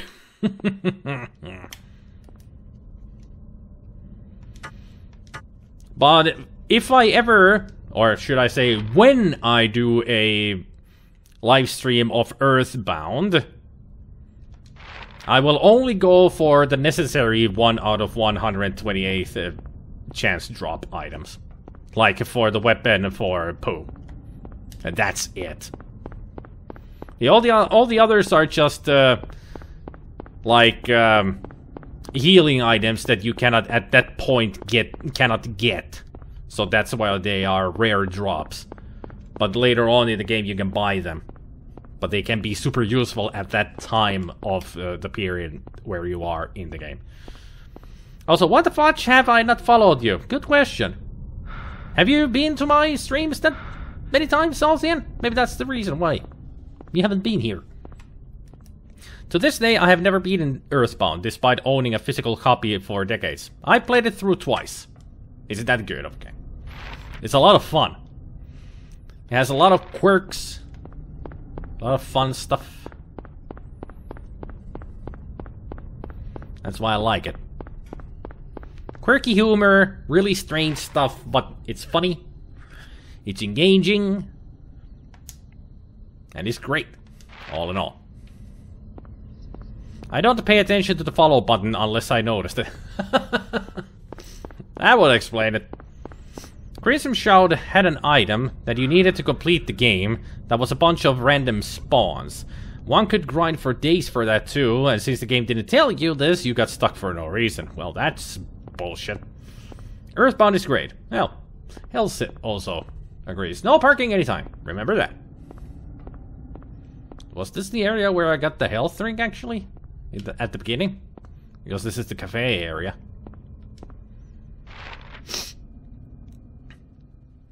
Only a few years ago I found out that it had a copy protection. Really? Honestly saying, I get a warm feeling when I finished Earthbound and got to see the photo album in the end. Yeah, the ending of Earthbound is the most heartwarming feeling ever. When I actually got to the ending of Earthbound for the first time, I actually cried because I felt so happy. It's got that such a good mushy happy feeling at the end that you can not help but cry of happy tears. It was just, oh, I remember all this. It was so good. I don't want it to end. That kind of feeling, you know. Don't want it to end because it's so good. Metropole. Nothing. Nothing hidden here. Could it be something?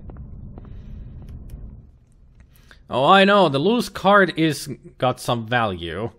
Though I have a couple others that surpass the price. I like the humor of the game, I do admit. But as I said, it just didn't work for me. The gameplay of said game, that is. Yeah, I mean, it doesn't work for everybody, Mercenary.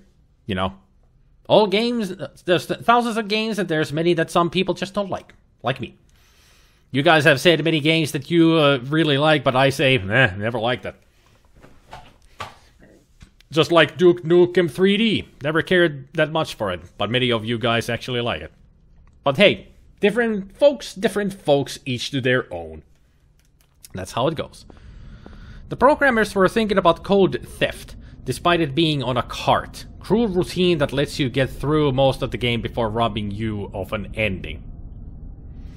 Here's to that, something to remember. Men do not cry, but true men do. I've yet to experience a movie or a video game that makes me shed a single tear. Yeah, Goblin is a heartless bastard. He wasn't even remotely moved by that intro story in Up. Some of my friends cried at that, but it just didn't move me. Goblin is weird that he doesn't have any emotions. I'm still considering that Goblin is a robot, an android like Data.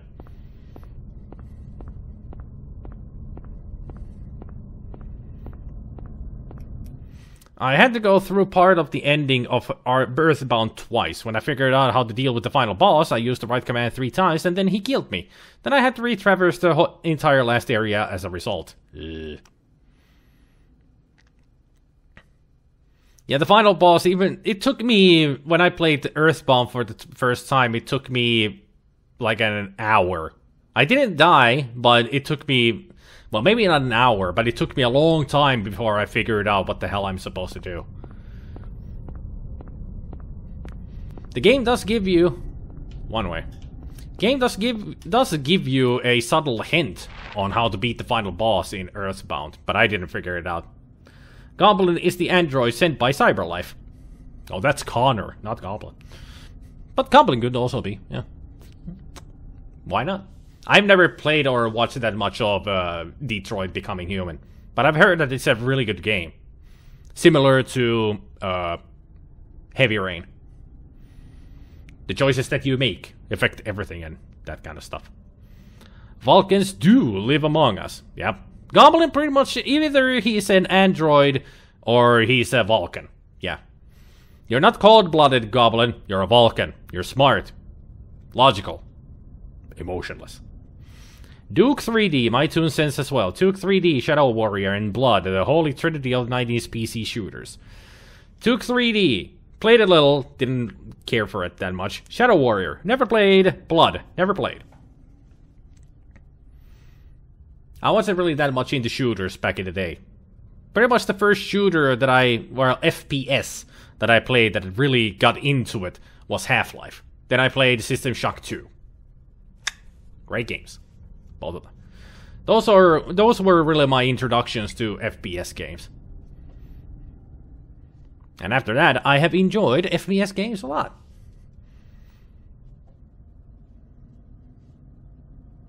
I repeat for Goblin, here comes Garfield and the scene in the pound. Those who saw it know what I mean. Oh, that... Ah! Don't remind me. A Garfield movie that actually makes you feel the feels. Oh,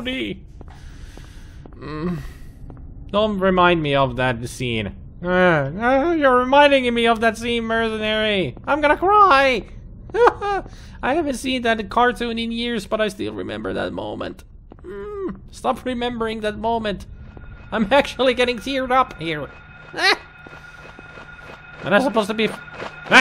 It came from behind. Yeah, get stuck there, you bitch. I'm trying to forget a sorrowful moment in a great cartoon here. I'm getting emotional. Don't you stop me from crying. No, it's not Garfield and Friends. It's in the 80s they made Garfield movies, cartoon movies. There were several of them. And Here Comes Garfield is one that I have seen. And it's a great one. It's very emotional. Not the CGI, no. 80s. 80s movie, Goblin. Hand-drawn cartoon. And it's got really great music in it, too. All because the voice and the songs are sung by Lorenzo Music, who did the voice for Garfield. He was all... Actually... He did some singing, but actually it might have been somebody else doing the singing because they sound exactly like Lorenzo Music. But he did do music himself. Key of Woodman. Yes. A dog's head. Somebody was playing basketball. And apparently they got it in with one. Kobe! Well, actually, they did hit the board, not going through. Lorenzo Music, Kriegasm, because Peter Venkman in The Real Ghostbusters. I actually started watching Real Ghostbusters on Netflix recently. Because you said that they are that Real Ghostbusters is on Netflix, and I started watching it, and I'm like, oh, the memories. Because Real Ghostbusters is a great show. Only the first season, though, which is 70 episodes. But 70 episodes of Real Ghostbusters. That's all you need to watch. Don't watch the syndicated episodes, because then they get Coulier.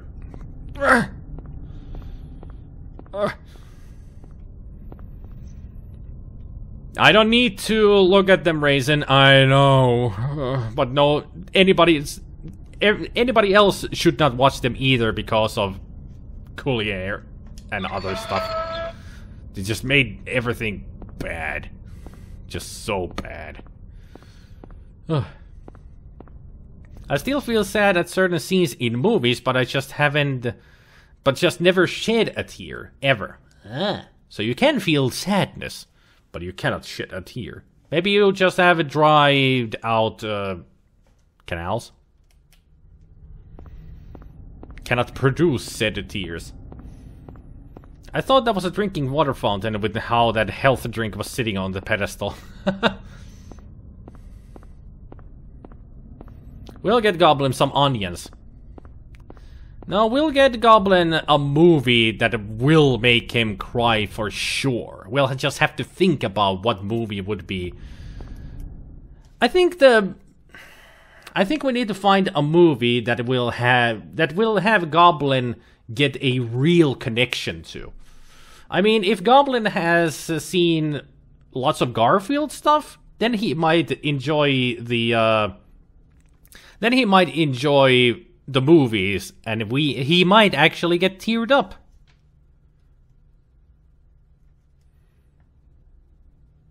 That consulting team that was hired, Q5, didn't know jack shit or do anything, really. They just talked crap all the way. Like Janine's glasses had to be changed. Kids are afraid of sharp objects. Or even worse, getting rid of Ray because he has no purpose. Yeah. Of course I feel sadness during a movie or game, just not enough to shed tears. Oh, jealous. Yeah, accepted. This I gotta see. Onions make your eyes sweat. And crying would need emotion as well. I got a weeper suggestion, the Green Mile. Green Mile has a lot of feels to it, but I didn't cry. I didn't cry during that movie. Didn't even cry at Titanic. Me neither. I didn't cry at it. Coco is a tearjerker, but not be strong enough. Yeah, Coco is a tearjerker. Yeah, indeed. Ending of Toy Story 3? Perhaps? Inside Out. Any Pixar movie. Well, maybe not any Pixar movie, but Pixar has a lot of good stuff. If he didn't tear up with the beginning of Up, maybe the ending of Toy Story 3 or Inside Out, some moments in Inside Out might work. I only cry when I actually lose control over the sadness, so maybe that just means you have a good emotional regulation. So he might be affected by the movie I mentioned. Combine that with Garfield on the Town. Let's see if that will work. Yeah. The first Land Before Time. That might work. Seen Inside Out. Didn't do nothing. Not seen Toy Story 3. Toy Story 3 might work because I bawl like a child at the end of it. Lion King did jack all. Yeah, I didn't cry at Lion King either. But the first Land Before Time, that might work. It has some moments. But yeah, if Goblin has seen a lot of Garfield cartoons, and if he loves Garfield, then he should see the 80s Garfield cartoon movies. Yeah. We will make you cry, Goblin.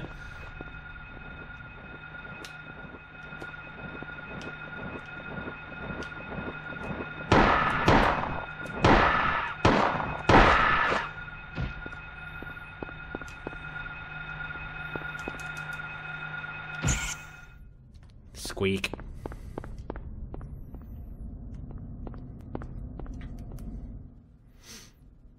Honestly, if you glaze over on the opening of Up, you might not grasp what they are trying to say.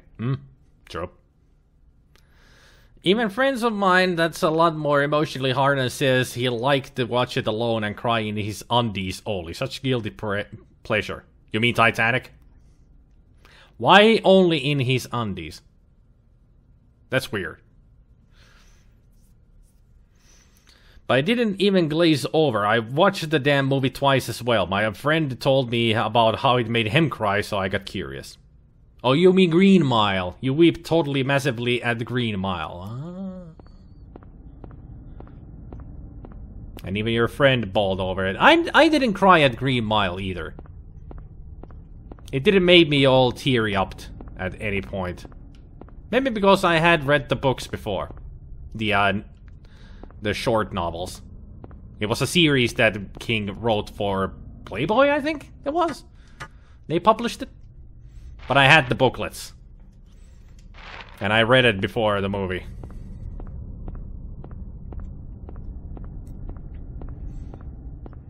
What's wrong with you? I mean, I have admitted, I cry at movies, but not at, you know, those kind of. It just requires that certain Bill Skins Fifth. Okay. Bill Skins Fifth. I also don't know, I think that's a reference to Silence of the Lambs, Buffalo Bill. If I remember correctly. Now I want to watch sad movies. Maybe to feel colder, like the people drowning, freezing in the Arctic iceberg water.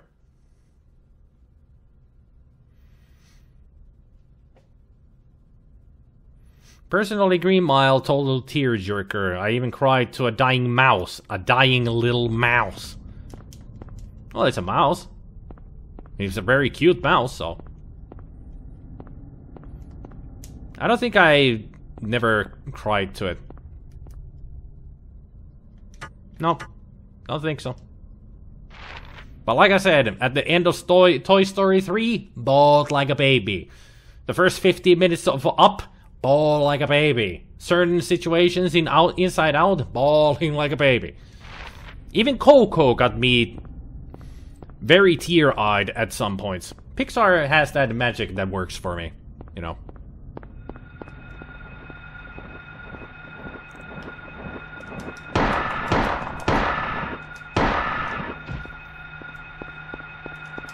I think even WALL-E has got me tear-eyed.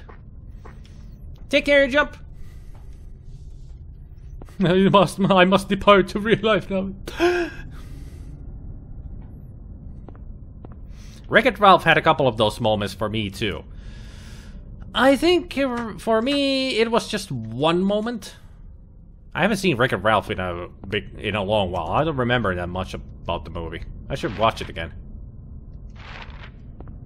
It's a really good movie. I also need to watch it in slow-mo because I want to see all of the references that they have in the movie.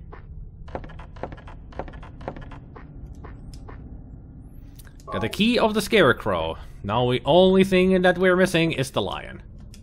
Right.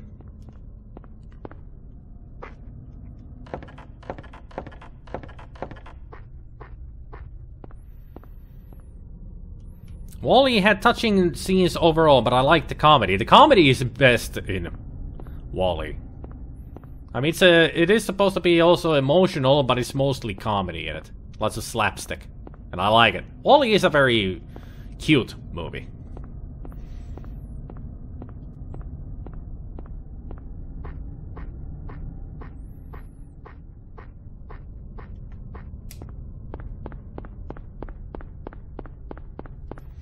I don't remember where you find the last key. No niin, nyt on GOG-asiakas. Hei hei!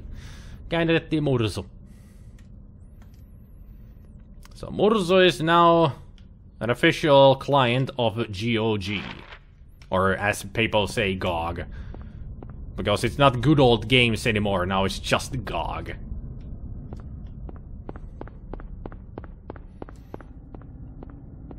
But I'm glad you have joined the GOG family. I have like 400 games on GOG. That's how much I enjoy GOG. I don't even remember how many. Maybe not 400, but I have a lot. Probably almost 300.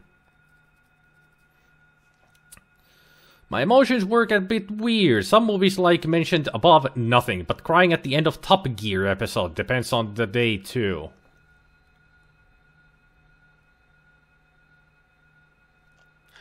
I'm still thinking that Jace is an alien, not a human being, not from Earth. I always thought of that, of Jace, because he's so weird. But he's still lovable, in some ways. About slapstick, so sorry if going from tearjerkers to laughter, but want to laugh your ass off? Watch Wally's extra short film Presto. I've never laughed so hard, especially when the bunny causes magician's finger hit electric socket. Slapstick's finest. If you want to see some fine slapstick, watch any Charlie Chaplin movie. Gotta grab some munch, be back in a bit. Is there a dog? No, it's one of those flying bitches.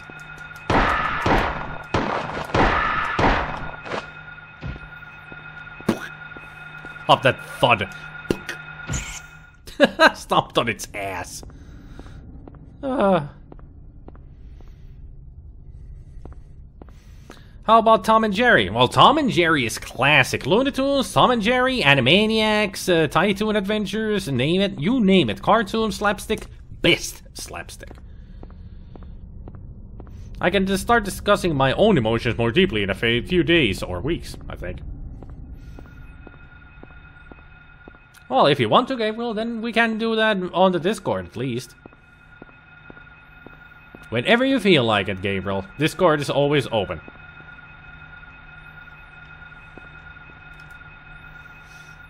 I'm gonna shove my foot up your ass. And he did.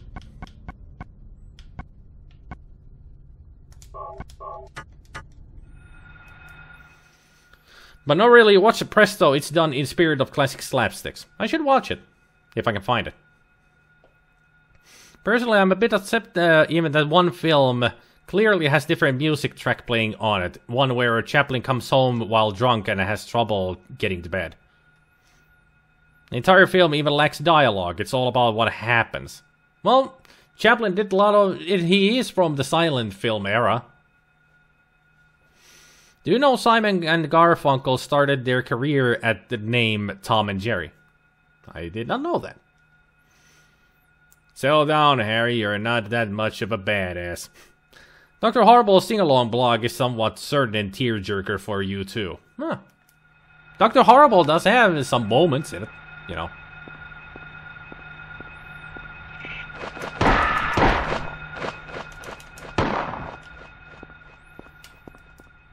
Now stay out!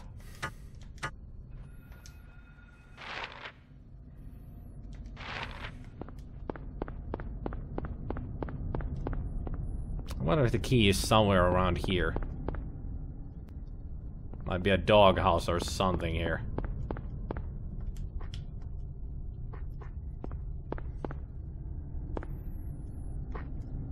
I know, don't step on the grass. I'm gonna lose some points.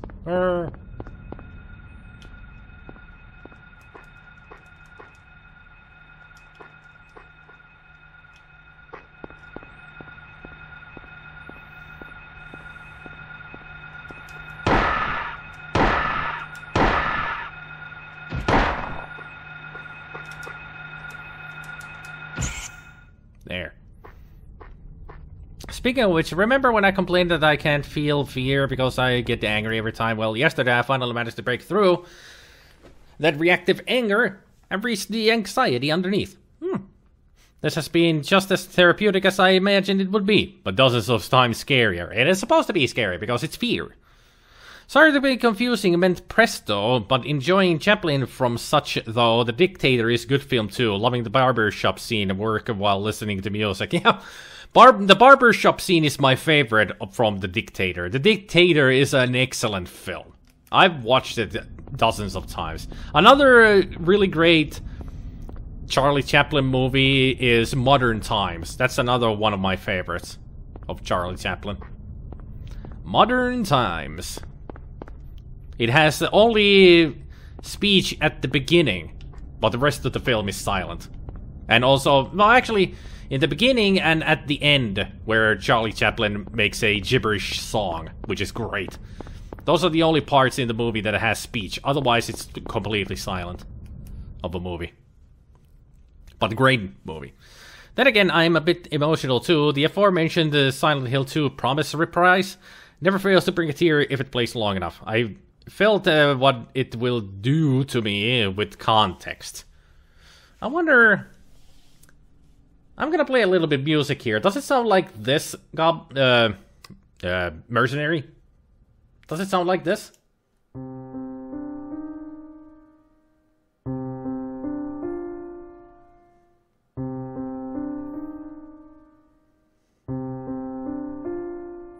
Just gonna play a little bit of it. Ah, that song. Well, Razor recognized it. It's a great tune. It is a great tune from... Not quite. That's the regular Promise, I think. No, that is called True. But I think it could be also called Promise. But I think I know what tune you're talking about, and if you saw the context of it, you would be crying more than ever. Trust me. It's a very emotional part of the game. Liking too when the dictator gives his speech and the microphones react to his speeches in a small cartoony ways. Yep.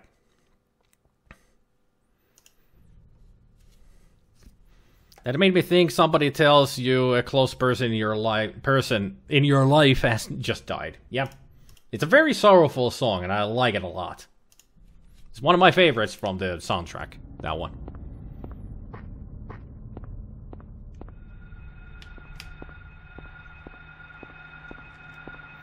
Where are you at?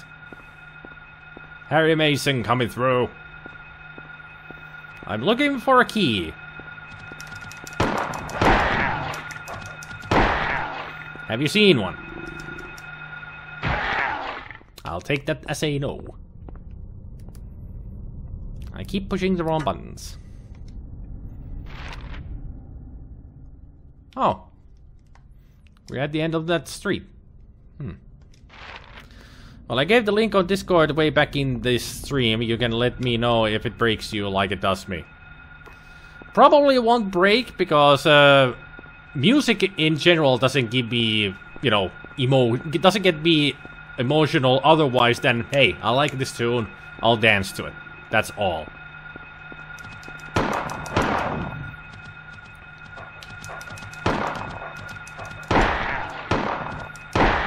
Even though I know the context of that tune that I just played a little, even though I know where it plays, the music itself just doesn't get me tear-eyed or anything. I don't get that emotional with music. Even if I hear sorrowful music, it just doesn't get me tear-eyed. Music only makes me happy. Because I am happy. You know, that kind of stuff.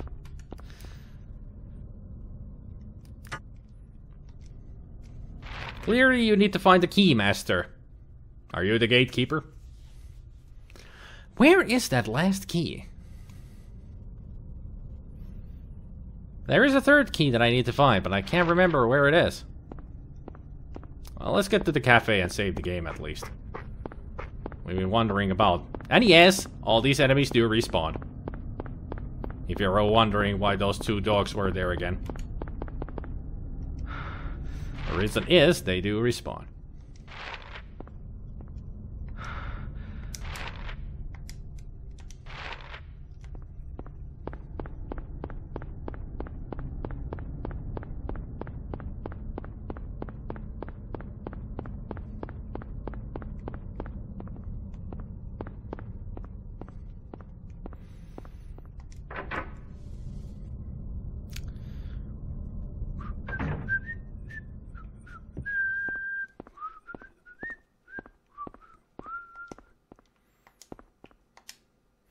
On a bizarre topic switch, does anyone else in here but me eat pecan spin wheels, Little Debbie item like fruit roll-ups? No idea what even those are, so I have no answer to that. Never heard of it. About sad games, one of them is a PS1 classic Alundra. That game has really sad themes, people dying even. I know the name, but I've never played it myself. I think Alundra is one of those, it's an RPG, right?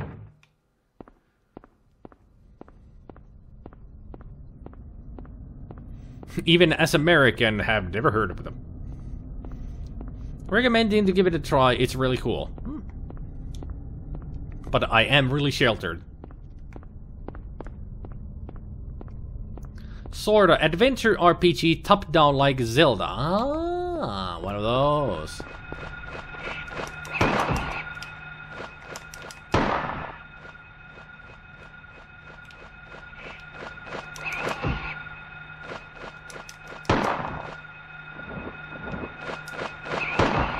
Damn it.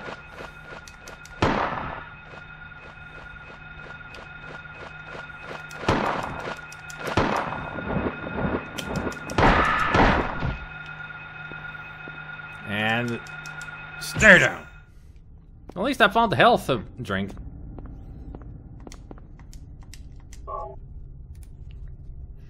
The health drink that I was thinking about. Oh, I got my ass kicked. So I got the woodman, I got the scarecrow, so now we need the tin man. No, the woodsman is the tin man. What am I talking about? The tin man is the woodsman. So we need the cowardly lion.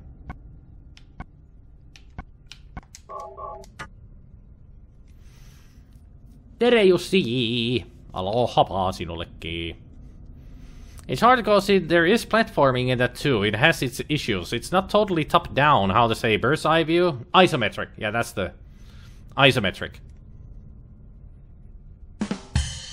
Isometric is the word you're looking for, Raisin. Isometric view.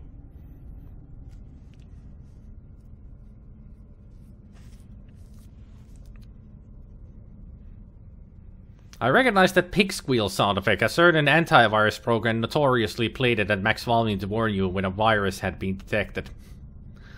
You will find it. Have courage. See what I mean about bad puns, Raisin? Just leave it to Beaver. I mean, mercenary.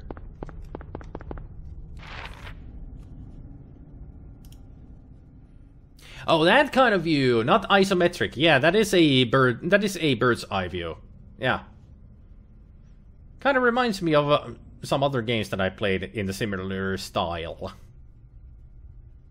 Like Terranigma comes to mind first. Well, there are plenty of games with that kind of an angle that I know of. Can't remember now any of them. I'm just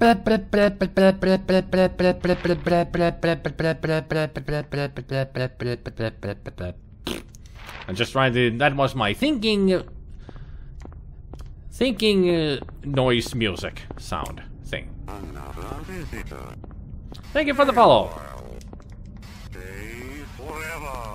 Thank you for the follow there, Kajam. That's like a magician's magic word. Kajam! Well, of course, Spider. What would horror media be without a cleaver? But I said beaver because that's a character in a show. Leave it to Beaver. Never mind. I guess you didn't get my reference.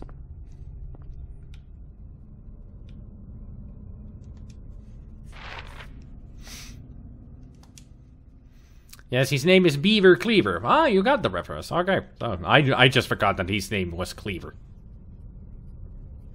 Sorry, my mistake.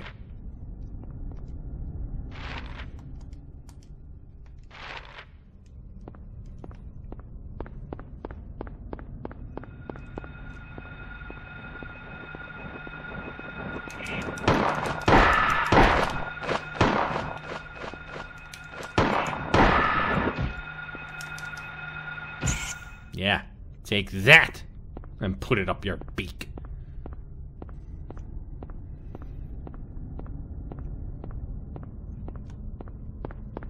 Aha! Ammo! Gimme. Goody.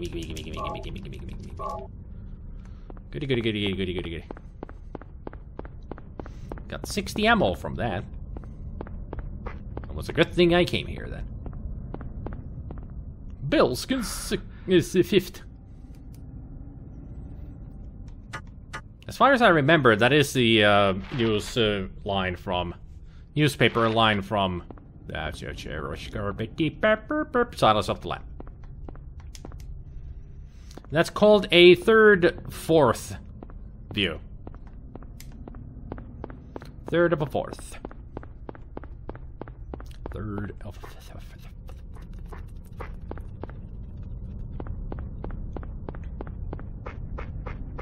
Should I look up where the last key is? Otherwise we're gonna be wandering around here for hours. As if I haven't gone anywhere in this game already in the almost 3 hours.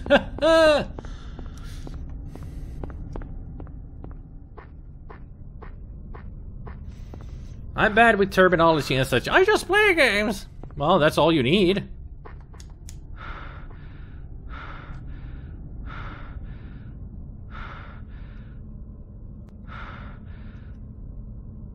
You okay there, Harry?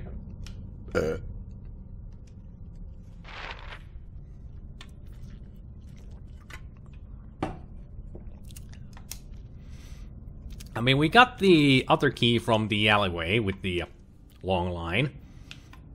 We got the other key from there. So where's the last key? Hey, Valtier. Virtual Valtier. Harry needs to get out of his car more. Yeah. I just called them 2.5D games. But the game is really good, and already what blew me away back then too, the opening cinematic that's mostly animated. It's badass. I'll take your word for it. Let's see.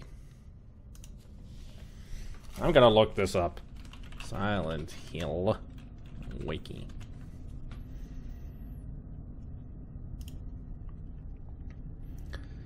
Alright. Main series Silent Hill.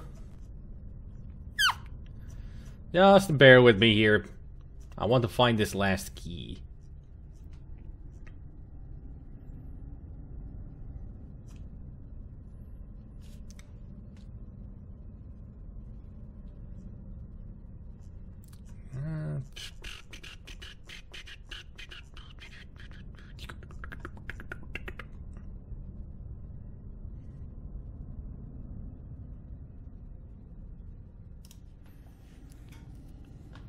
Let's see. Puzzles. No, that's not the one I'm looking for. Items. Maybe I should... Secrets?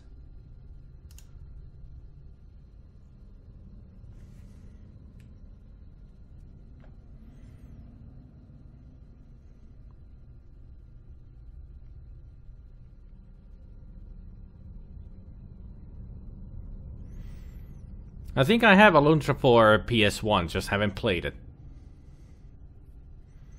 Anyone remembering that time? You don't press start and the game just begins showing gameplay in some manner? Good times. That's what this does. If you don't start the game, it actually will show a demo of Harry in the world somewhere.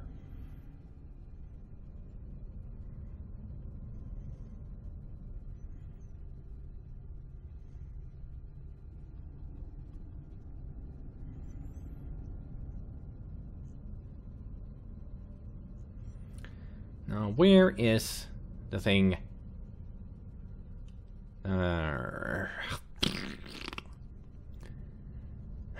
I'll just go to freaking items. Maybe it'll tell me all the keys that I need to find. Of course it's not showing all the keys. Why is it not showing the keys? Damn, this sucks.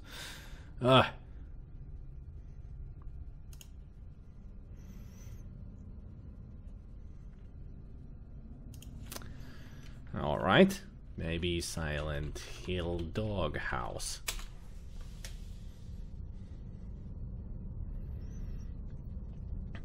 Anyone remember that time when you don't press start and the game actually completes itself?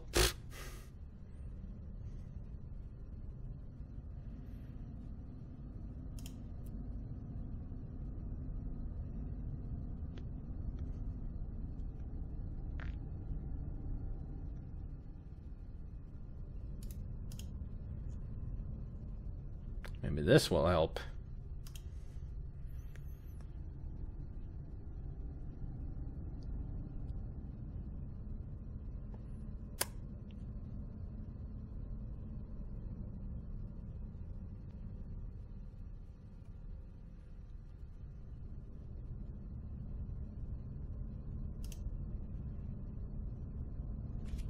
Well, this is not helping me at all. Ah, maybe I'm finding it now. I'm almost finding it myself here, mercenary. The key of lion. Aha! Arr.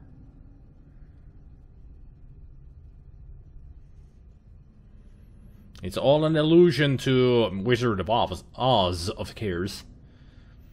Far east end of Finney Street.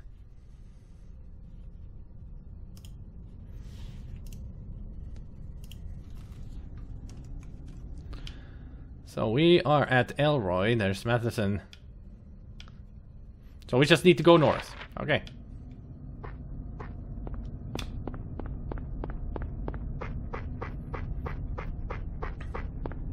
I think you said that, you told us that before, Jace, about the Aladdin on Genesis, that if you leave it playing, the game will play itself through.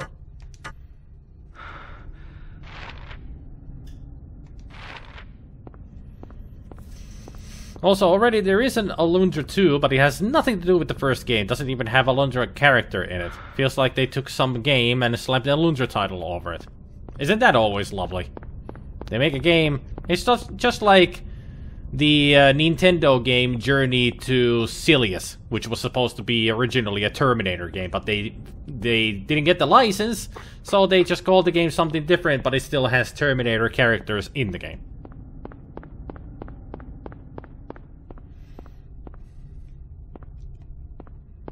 No parking anytime. Good, because there's trees there. I don't want to park on a tree.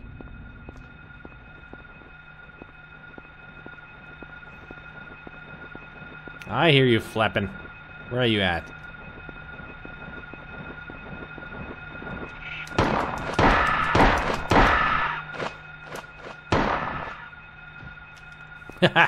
Heard you drop. Where are you at? Die.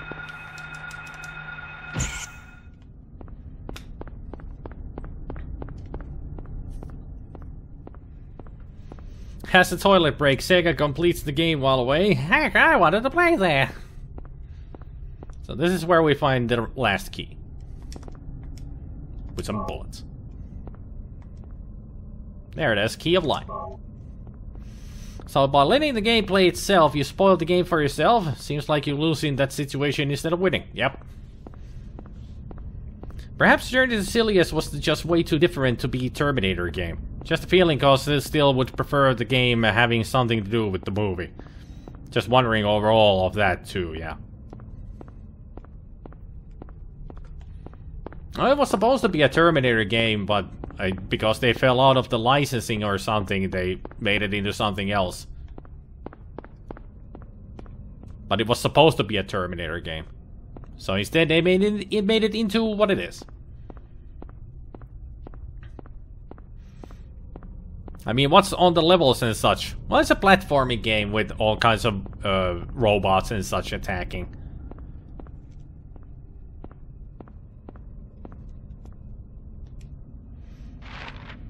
Would be curious to see how it was originally, yeah.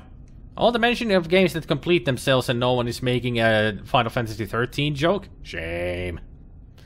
What, are you trying to say that a Final Fantasy 13 is a very linear game?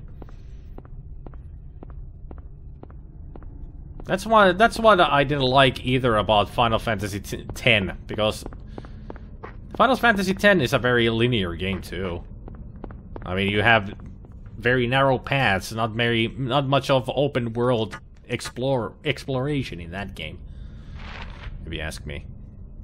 One of the things that I didn't like about it.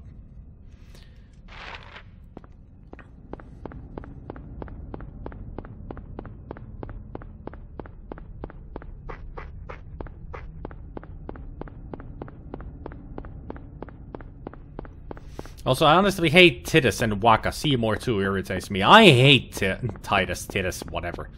Titty tatty titty. I really hate that character. He's the worst protagonist ever, if you ask me. Never liked him.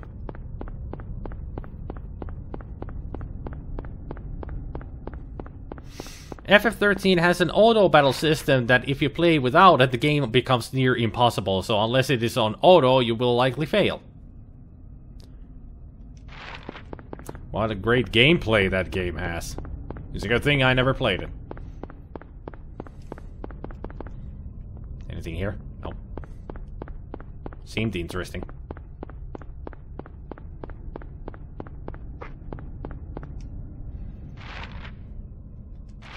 Just a little more.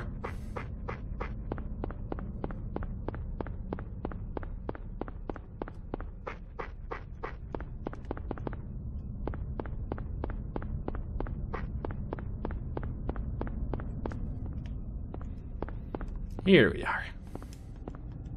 Back to the doghouse. Catch your breath. I'd say Lulu and Kimari were decent as well, but that's my opinion.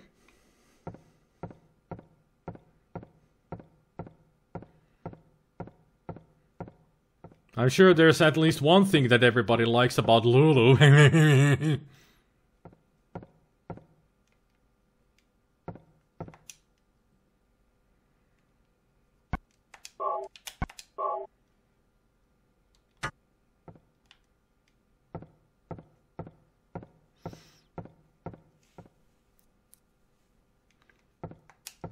Alright, let's open this.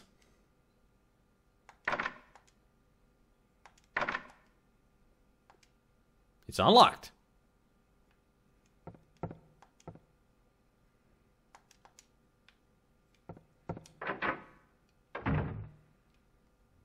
What? It's getting dark again? I can see why Lulu became a mage. You need to learn those healing spells to heal that spine with such a front rack. What's going on?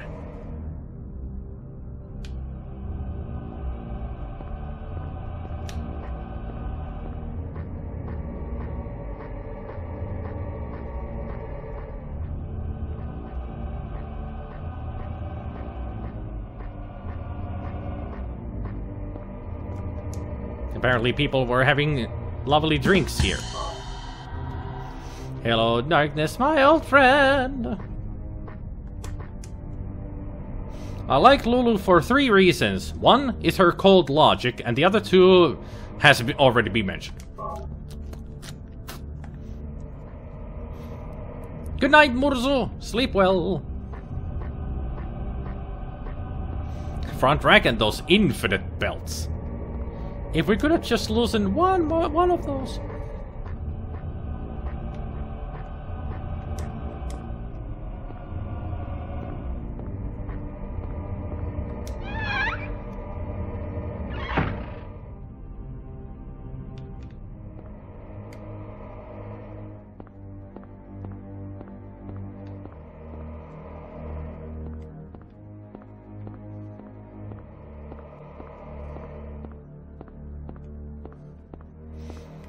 See, now you can see how the game works if there is no fog. You can see it how it loads up the next part. Just beep! There. Just appears. And that's why you have the fog in the game. And... oh, there.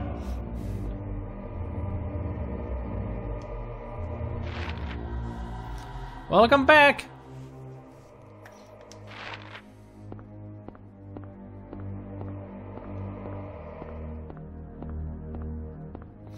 I'd say now the game gets more scary. Fog is creepy, but darkness does it even more. Yep. Not to mention this creepy music.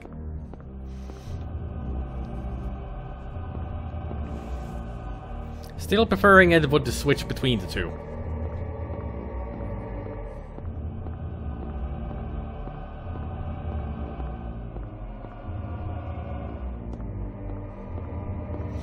Thank you, Akira Yamaoka. For real, yeah.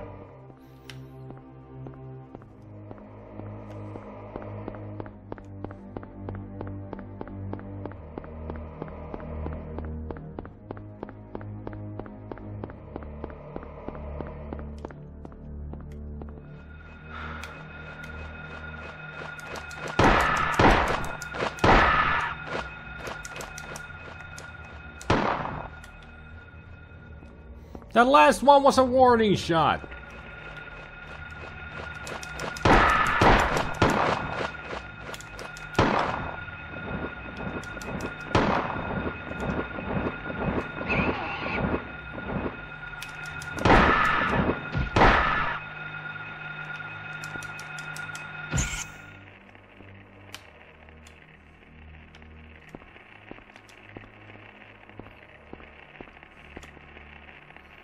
How am I doing health-wise?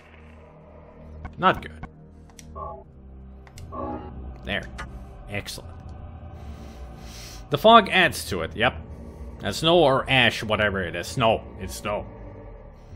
Maybe it's the bits of light falling apart. So you can kick them when they're down? Yeah, to kill them.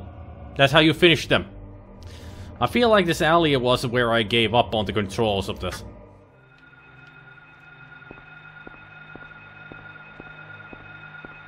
There you are.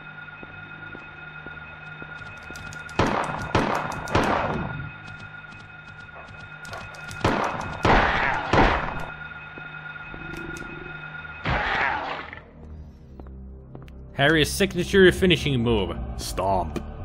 It's super effective. Finish him, dun dun dun. Okay, so we're in the spoopy world today.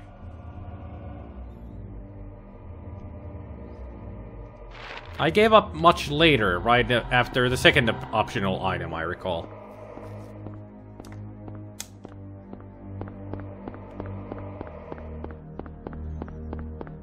So if the woman says, finish me, I'll just kick them. Yep. Or stomp.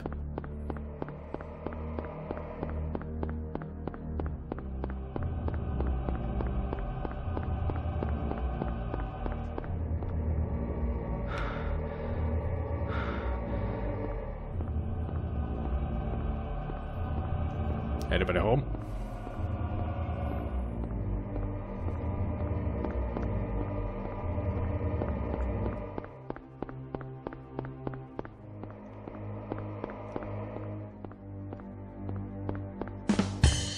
Ah! Stop it with the rim shots. That actually startled me. Spider can do that, he's good to the finish.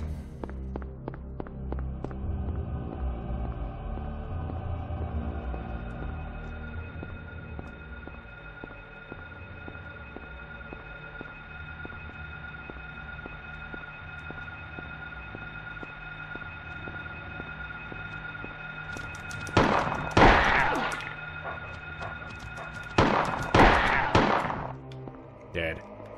Good.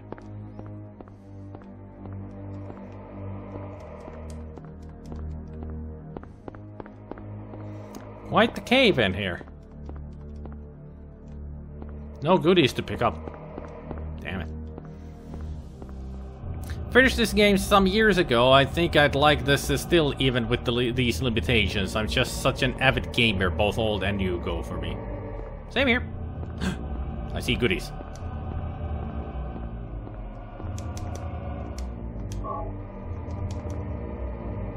There we go. Speaking of stomping, there was an X-Files survival horror game, and to actually kill enemies while they are down, you had to hit them like 30 times.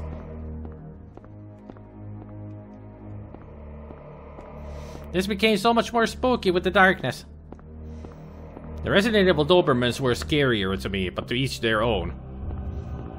Those dogs didn't startle me, mercenary. It was your stupid rim shot that startled me. If we were talking about which was if these dogs were scary to me. They were back then. Now, nah, they don't scare me. But the Dobermans in Resident Evil are very scary. Because they come at you at full speed. These things are not that scary.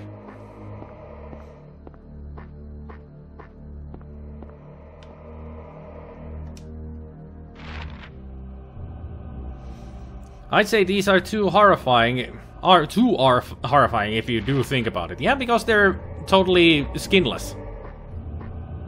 Where maybe they do have skin, but they're hairless.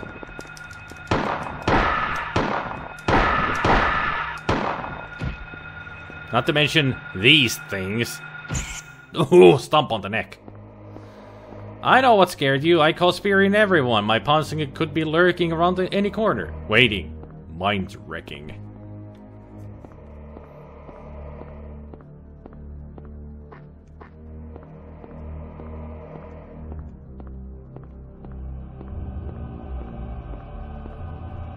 Are they also fearing? Wondering? Doubting? Huh. I get the feeling that the street may have collapsed here.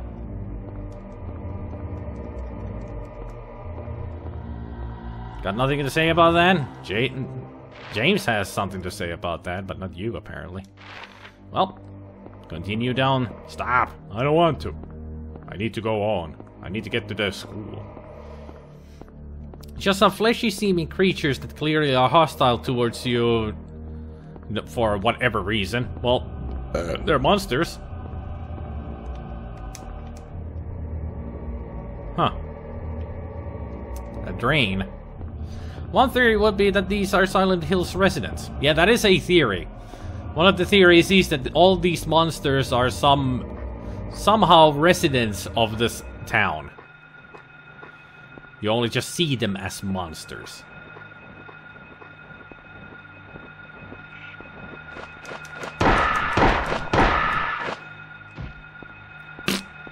Love that sound again.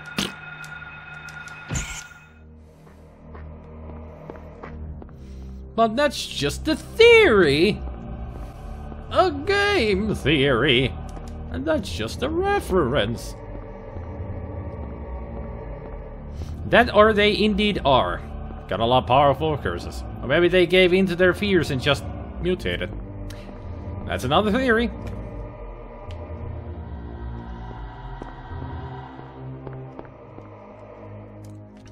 But it's all theories. Nobody knows for sure. If they are real monsters, somebody's imaginations, residents mutated, Harry's visualization of said residents. Could be anything. Who knows? They could be just donuts that have come to life somehow.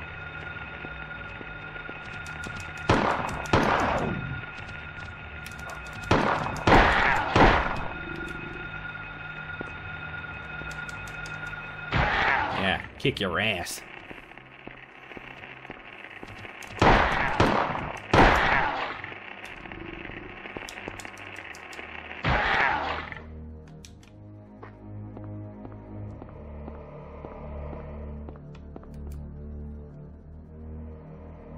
No, we're still good.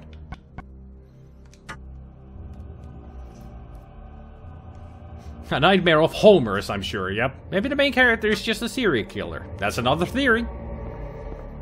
That Harry is literally just a serial killer.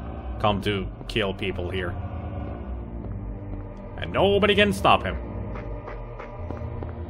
There are so many theories to what this all is.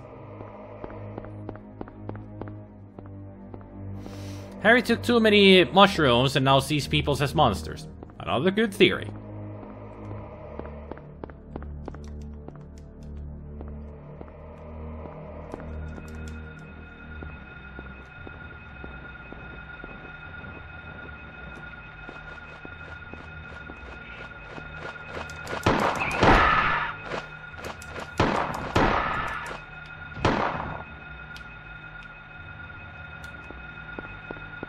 Oh, I got you down.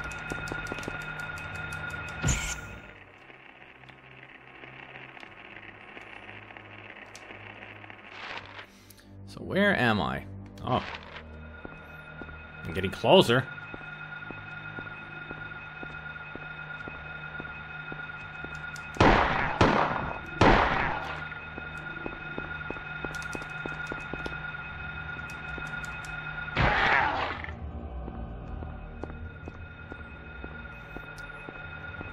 Another one.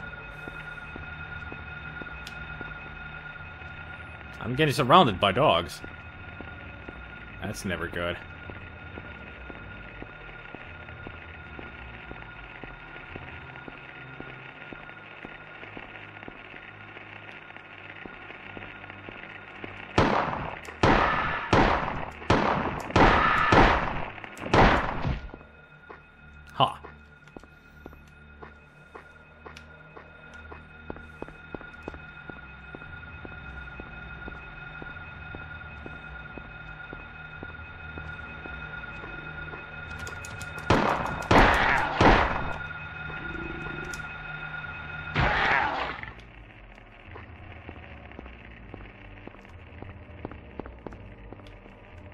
Huh.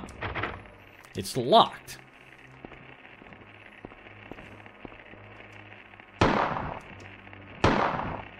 Well, apparently I cannot just break the lock that way.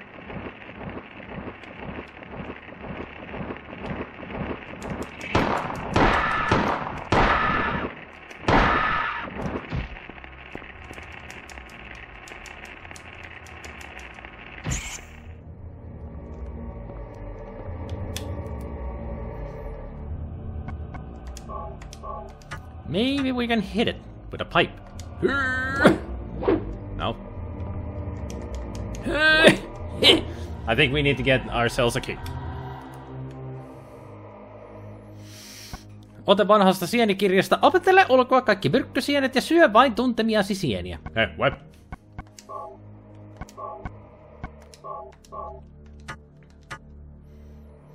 Harry, no sienet eivät ole kattarille. Hei, täällä on näitä. Hei, täällä on näitä sieniä. Hei, näitä. Täällä on näitä. So maybe the cop is just a reflection of his light side? I don't know. These monsters are truly running wild, indeed. I actually remember sort of complaining this that it should be a feature in games already then. Yeah, that you can shoot the locks. Or break them with something. Can't break the lock that way. Birdmaster shows up. How dare you try to break the game? I wasn't trying to break the game, I was trying to break the lock. There's a difference. If I wanted to break the game, I would try to go through these hedges and get into that area. Amanitos are actually unexpectedly tasty. Yeah, but also very expectedly poisonous. If not treated well. I'm sure amanitas can be eaten if you prepare them in the right way.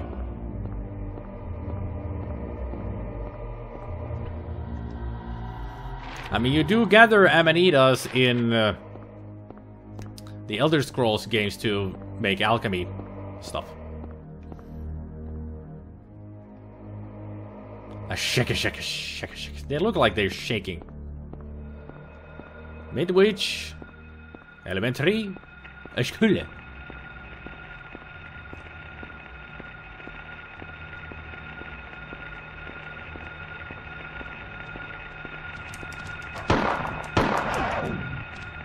Nice shooting, Tex.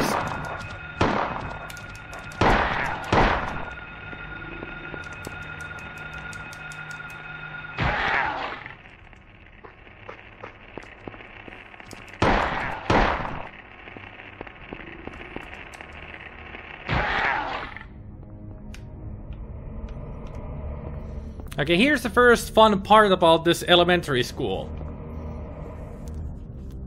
The school, many of the stuff inside the school and the outside of the school, these doors, and how it looks, is based on the school in Kindergarten Cop.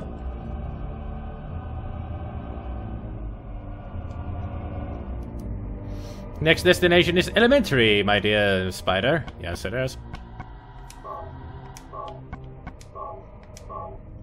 But yeah, the whole interior, exterior of the school, many of them are inspired and taken right out of the movie Kindergarten Cop, the Arnold Schwarzenegger movie. How many of you knew that? If I recall, once Oldie sorta had that in Wasteland, and now in Wasteland 2, game allows to shoot open the door. Even with an overkill like a rocket launcher. Knock knock, motherfucker. I didn't, but I did watch that movie.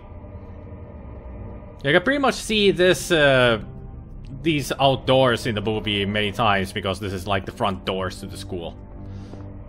But there are many touches inside the school that it shows that they were taken right out of the movie and put into the Silent Hill. Like this poster over here, that's in the movie, shows up somewhere. Also, this poster up here, that shows in the movie as well. In the background. Somewhere. Is this the map? Yep.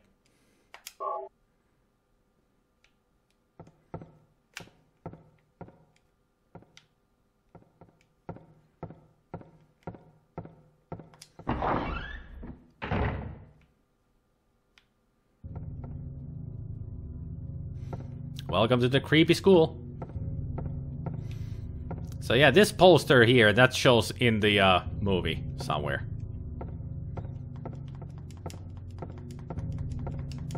None of them can be opened.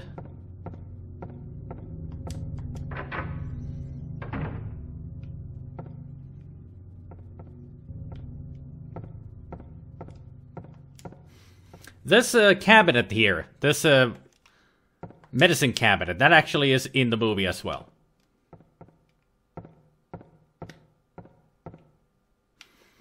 This whole Silent Hill Hospital that and the 911, that is in a medicine cabinet that you can see in the movie.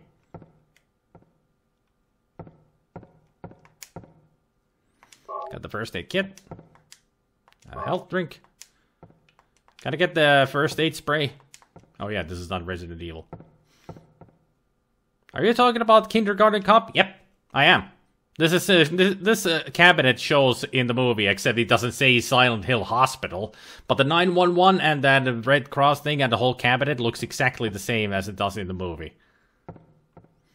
It's kind of a weird reference for this great horror game to have a comedy movie referenced in it a lot. It's pretty much based on the whole school in the movie. It's weird. But hey, if they like the movie, I like the movie. I think Kindergarten Cop is a very fun movie. Maybe it's a tumor. It's not a tumor. Well, let's save here and leave it at that. We're gonna leave this here. Also, I should do probably a... hang on. Before we totally end here, let's make sure I'm gonna do a save state.